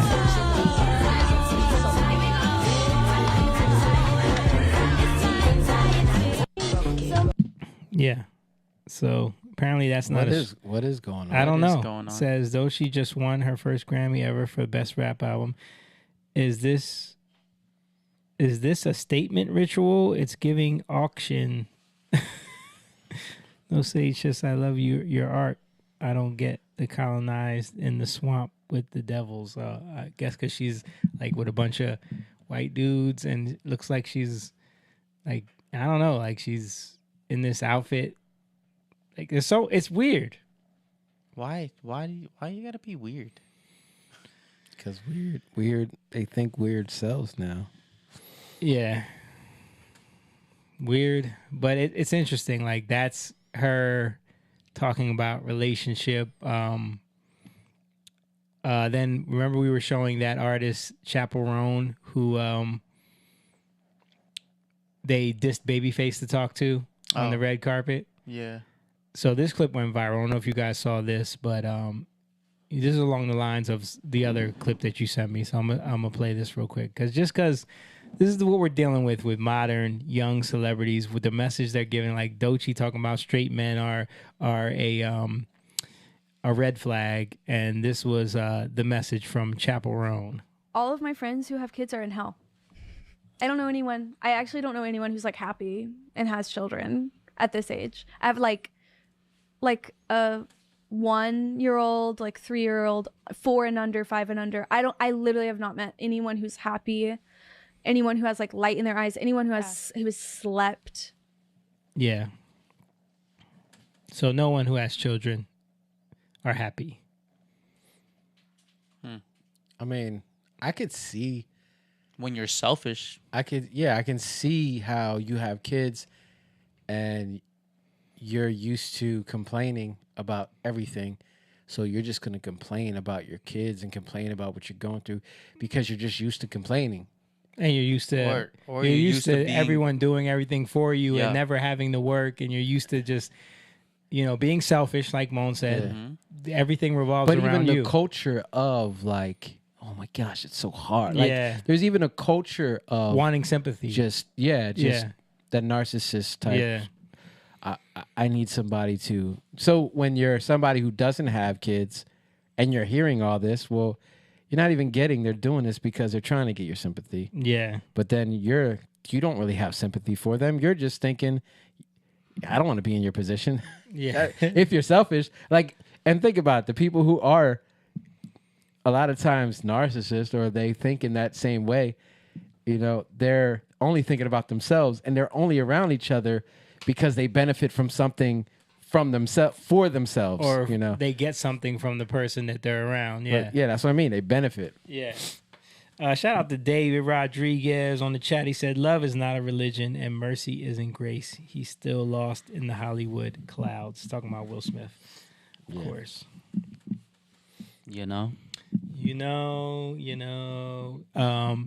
All right, so let's move to this clip of, you sent me this one right here. So pull this one up, please. This one was first, right? Yeah, you don't have to go through all of them. I just sent a couple because. Well, you want to just play the main one then? Yeah. Okay. Let's play. This one went viral. This one went viral. You saw this? Of course you did.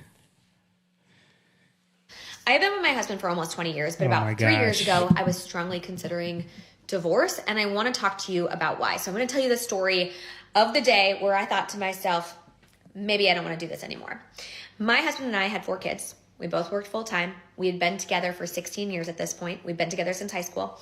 And on paper, I have an amazing husband. He is incredibly supportive. He's kind. He's loyal. He's a great dad. He's very hands-on. He's an active participant. He's always present. Like, on paper, what else could I ask for?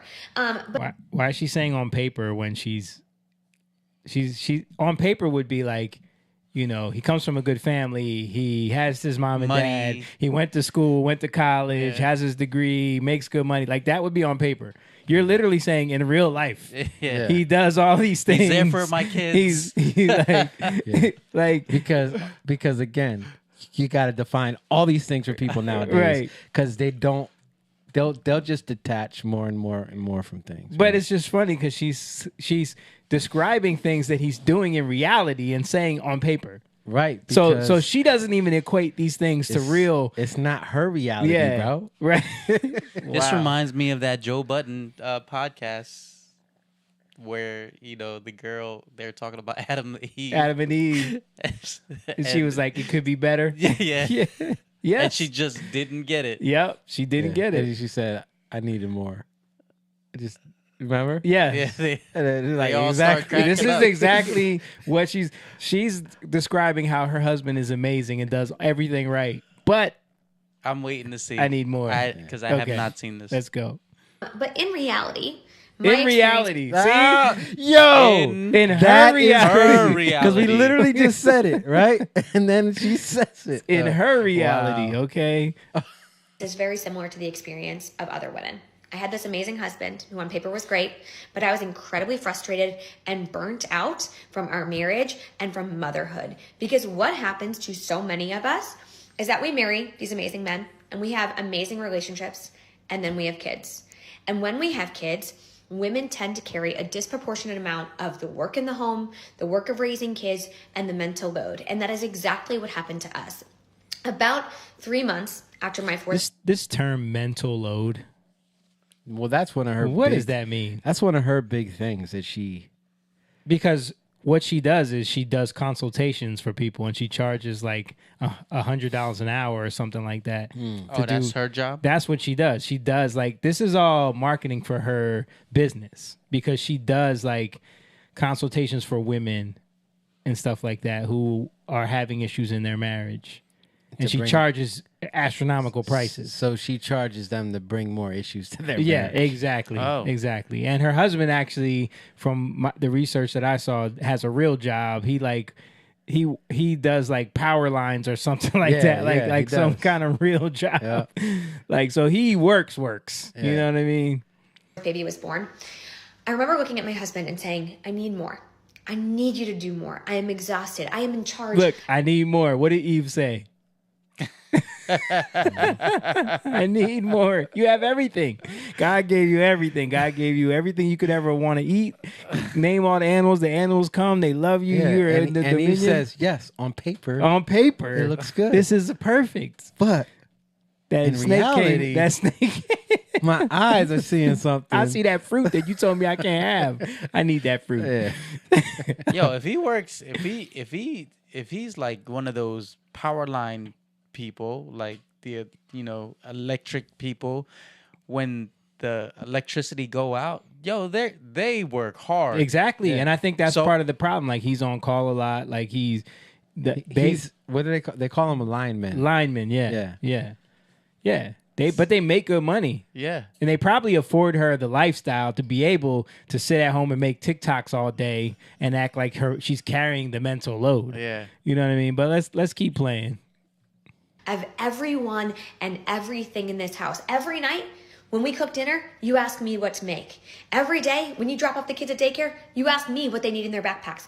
I am the project manager of this Hold on. So let me just put this in perspective. I don't think they say it in this video. I've watched a few of her videos. Yeah. He makes all the dinner meals. Right. This guy comes home from work and cooks every single night. She said she cooks breakfast and lunch. He cooks, but dinner. he still drops the kids off at daycare. So yeah, but the problem is he asks her what goes. He packs the lunch, but he asks her what to put in it. Wow. Yeah. You know why? That's the mental load. You know why? What? He probably asked because if he doesn't ask and makes a mistake, she's gonna go snap on him because he didn't do it right. Let me ask you. Yeah. And he's asking what to make for dinner so that he can draw you into it and give you what you want so you don't complain Yeah. about what he cooked. Yeah. And how hard is it to answer?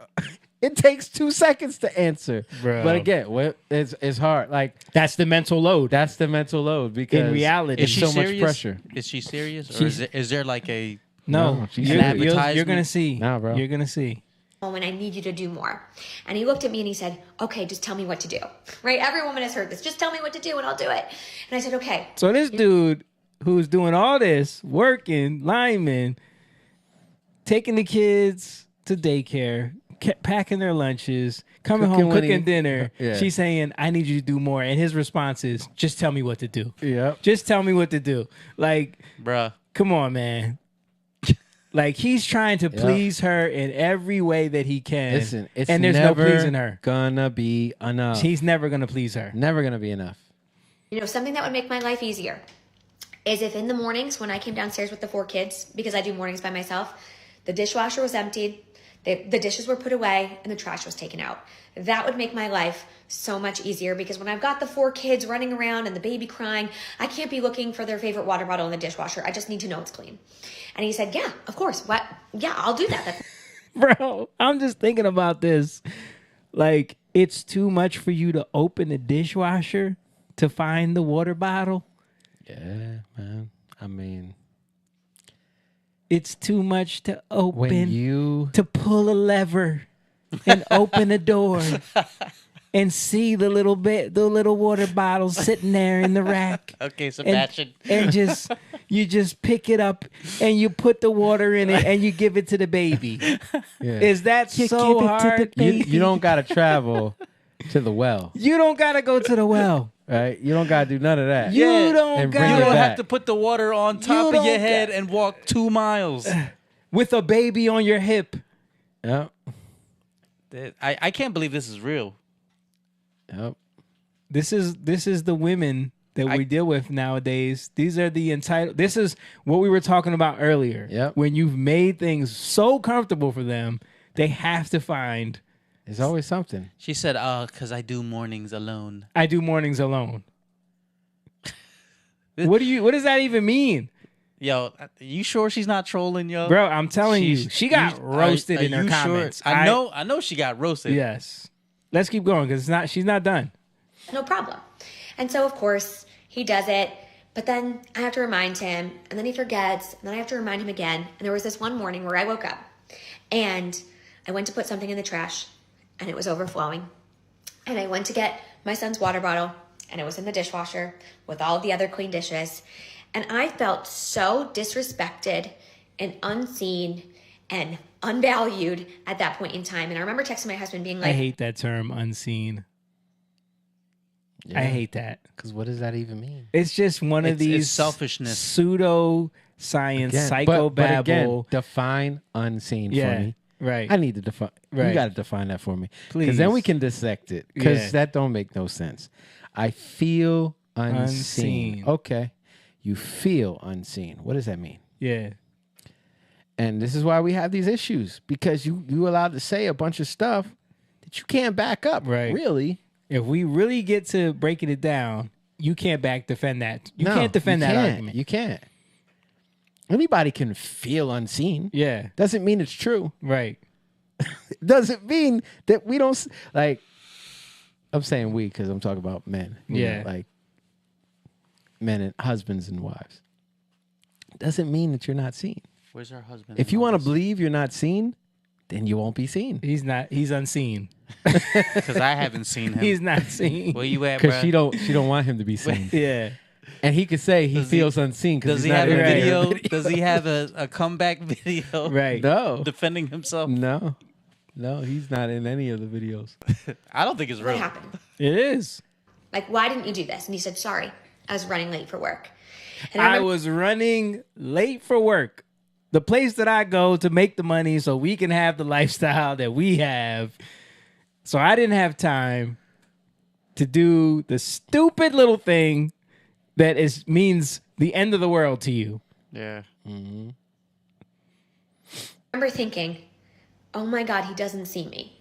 Because what he's done has now made me late for work. And he doesn't care about that. He doesn't care about the impact on me. And he doesn't see. Again, how do you know he doesn't care? We see. That's why we got to stop there, right? Because you're what you're doing is you're making accusation, right?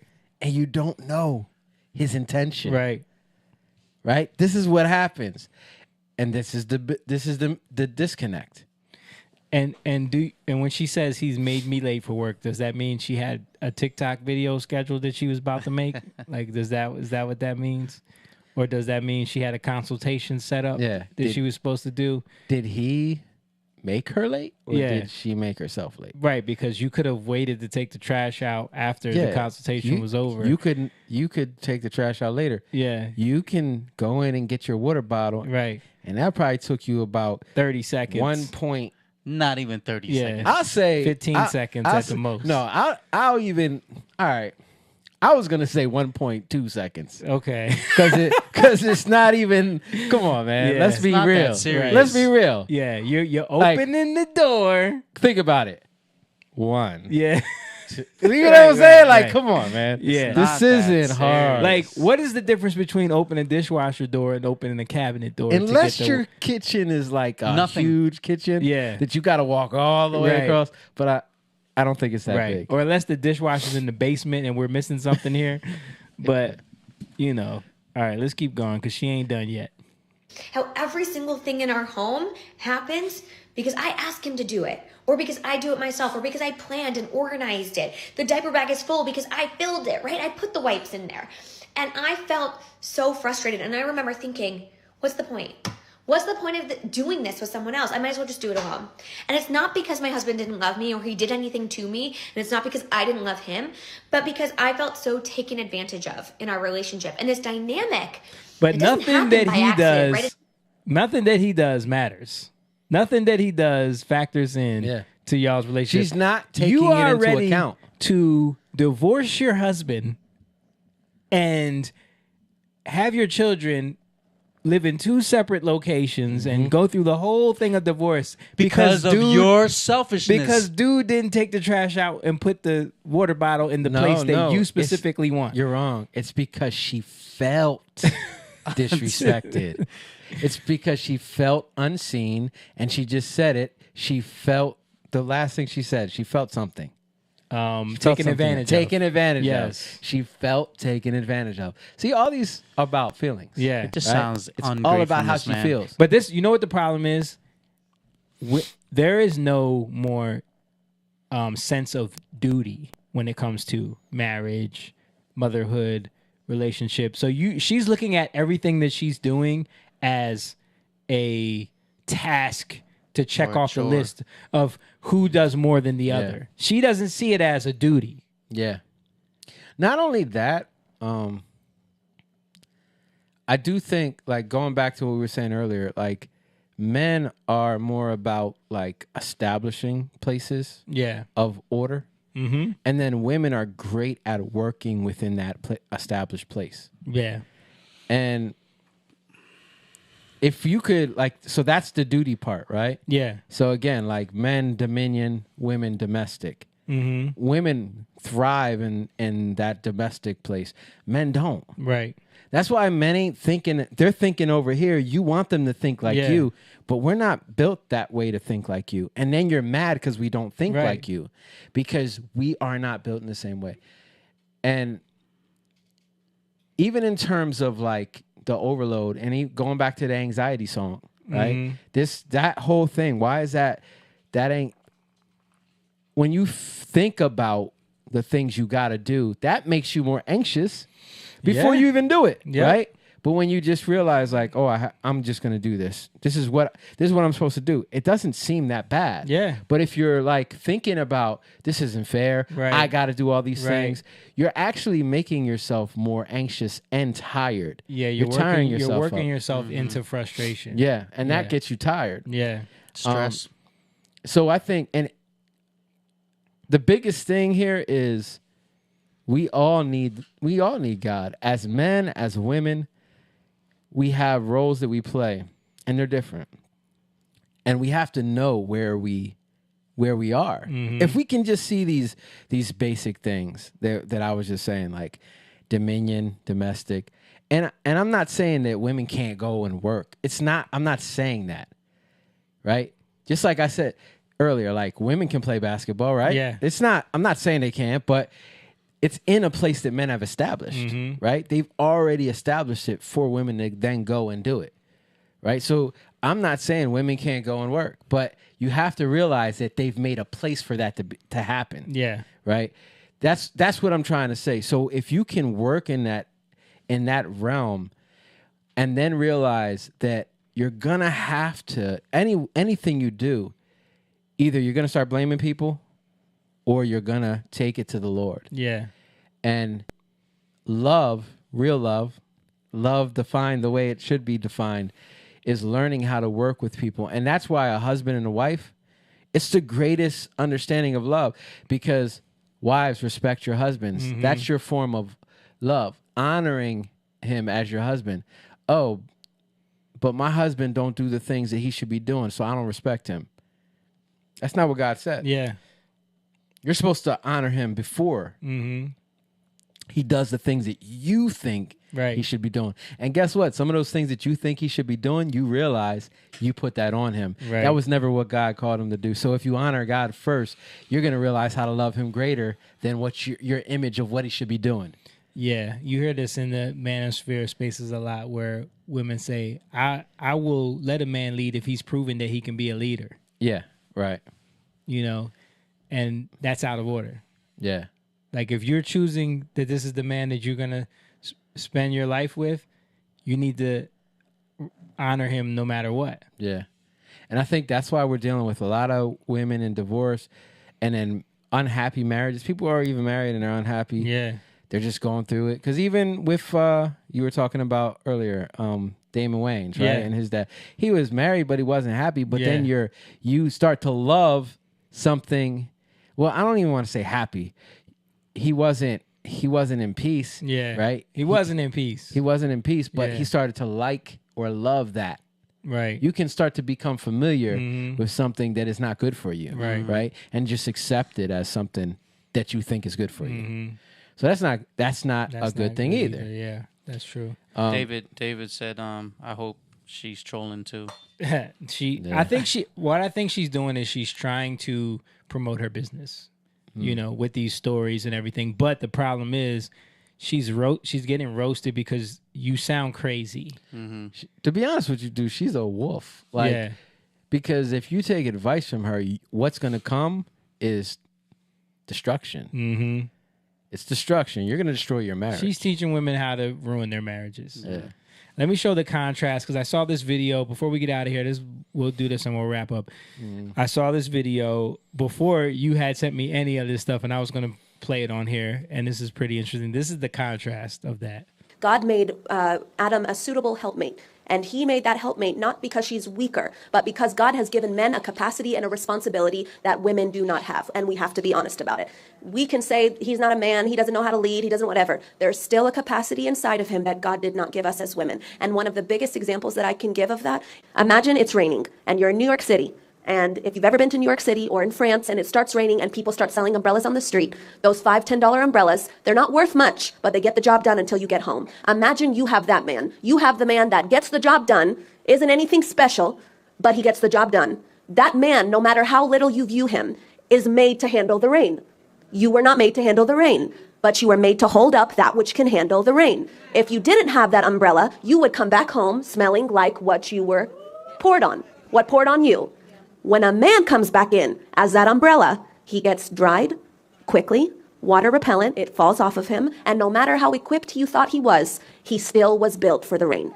The difference also, some of you want that Neiman Marcus umbrella, some of you want the wood handle. Those things are heavy, and if God gave you a man like that, then you have to be the woman that can hold up that man. Because an umbrella that is not used, it can be for the rain, for the sun, it shields, it provides shade, it allows what's under it not to be touched. Covering. We are the vessel, not weaker. We are the vessel that was meant to let the one that God gave us be held up and used for what he was made. So now, as a wife, I want to say, I don't want to get wet. I don't want to sunburn. My skin's not built for that. So instead, I'm going to let the man be who he was meant to be. And if God gave me, which he did, my man's about as heavy as this table.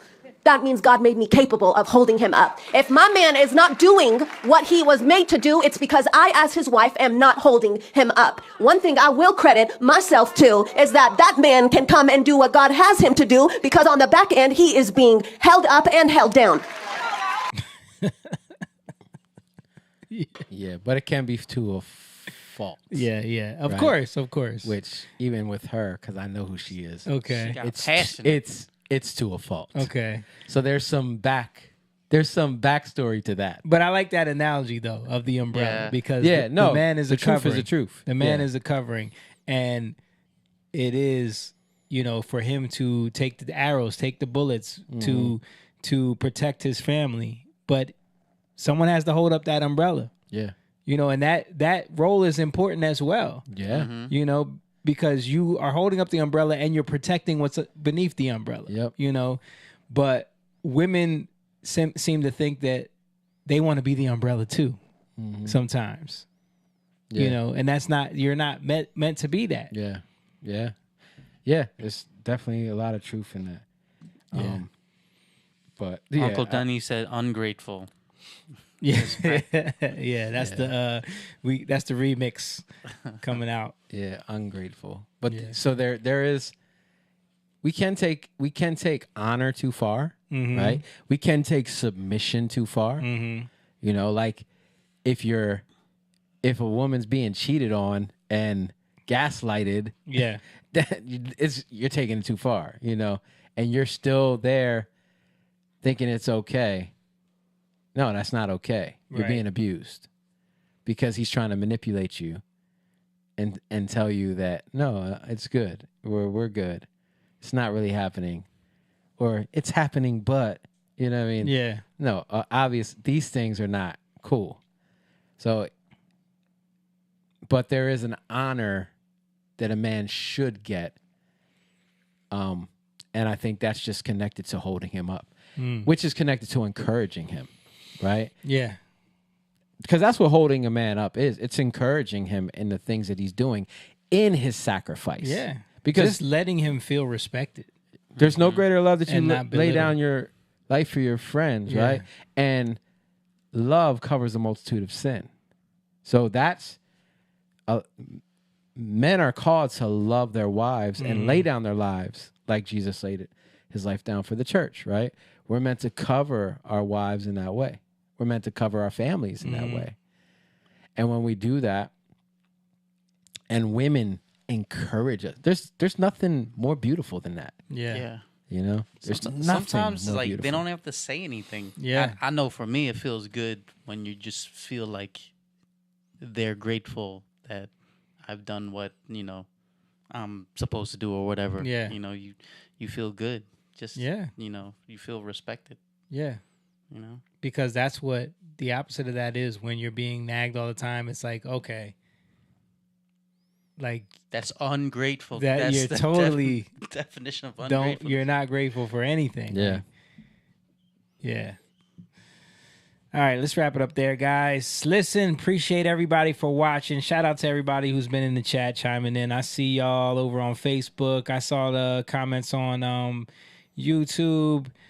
Stan was over there on Rumble. Appreciate y'all. Make sure you guys hit that like button. Share the video with your friends. Let them know that this is what we do every Tuesday night when we go live. And we're trying to put some clips together and everything so we can keep growing the podcast and growing the community of the Young Lions. Don't forget, if you want to support what we do, go to patreon.com/youngliontv. Become a member over there. Sign up for as little as $3 a month. You can just support what we do and become a member. Help us grow. We're trying to put some advertising behind this so we can continue to grow. The Instagram and the Facebook have been growing like crazy.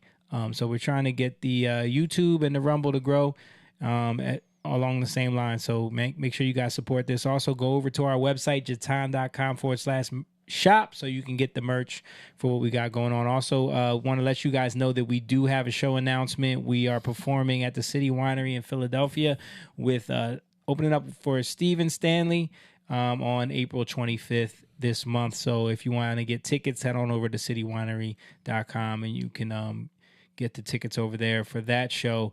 Going to be a little bit different than our shows with standing room in the room that we're doing, but yeah, it's going to be a good time. So thank you guys for watching once again. We appreciate everybody. We love you guys. God bless you. See you next week. Peace.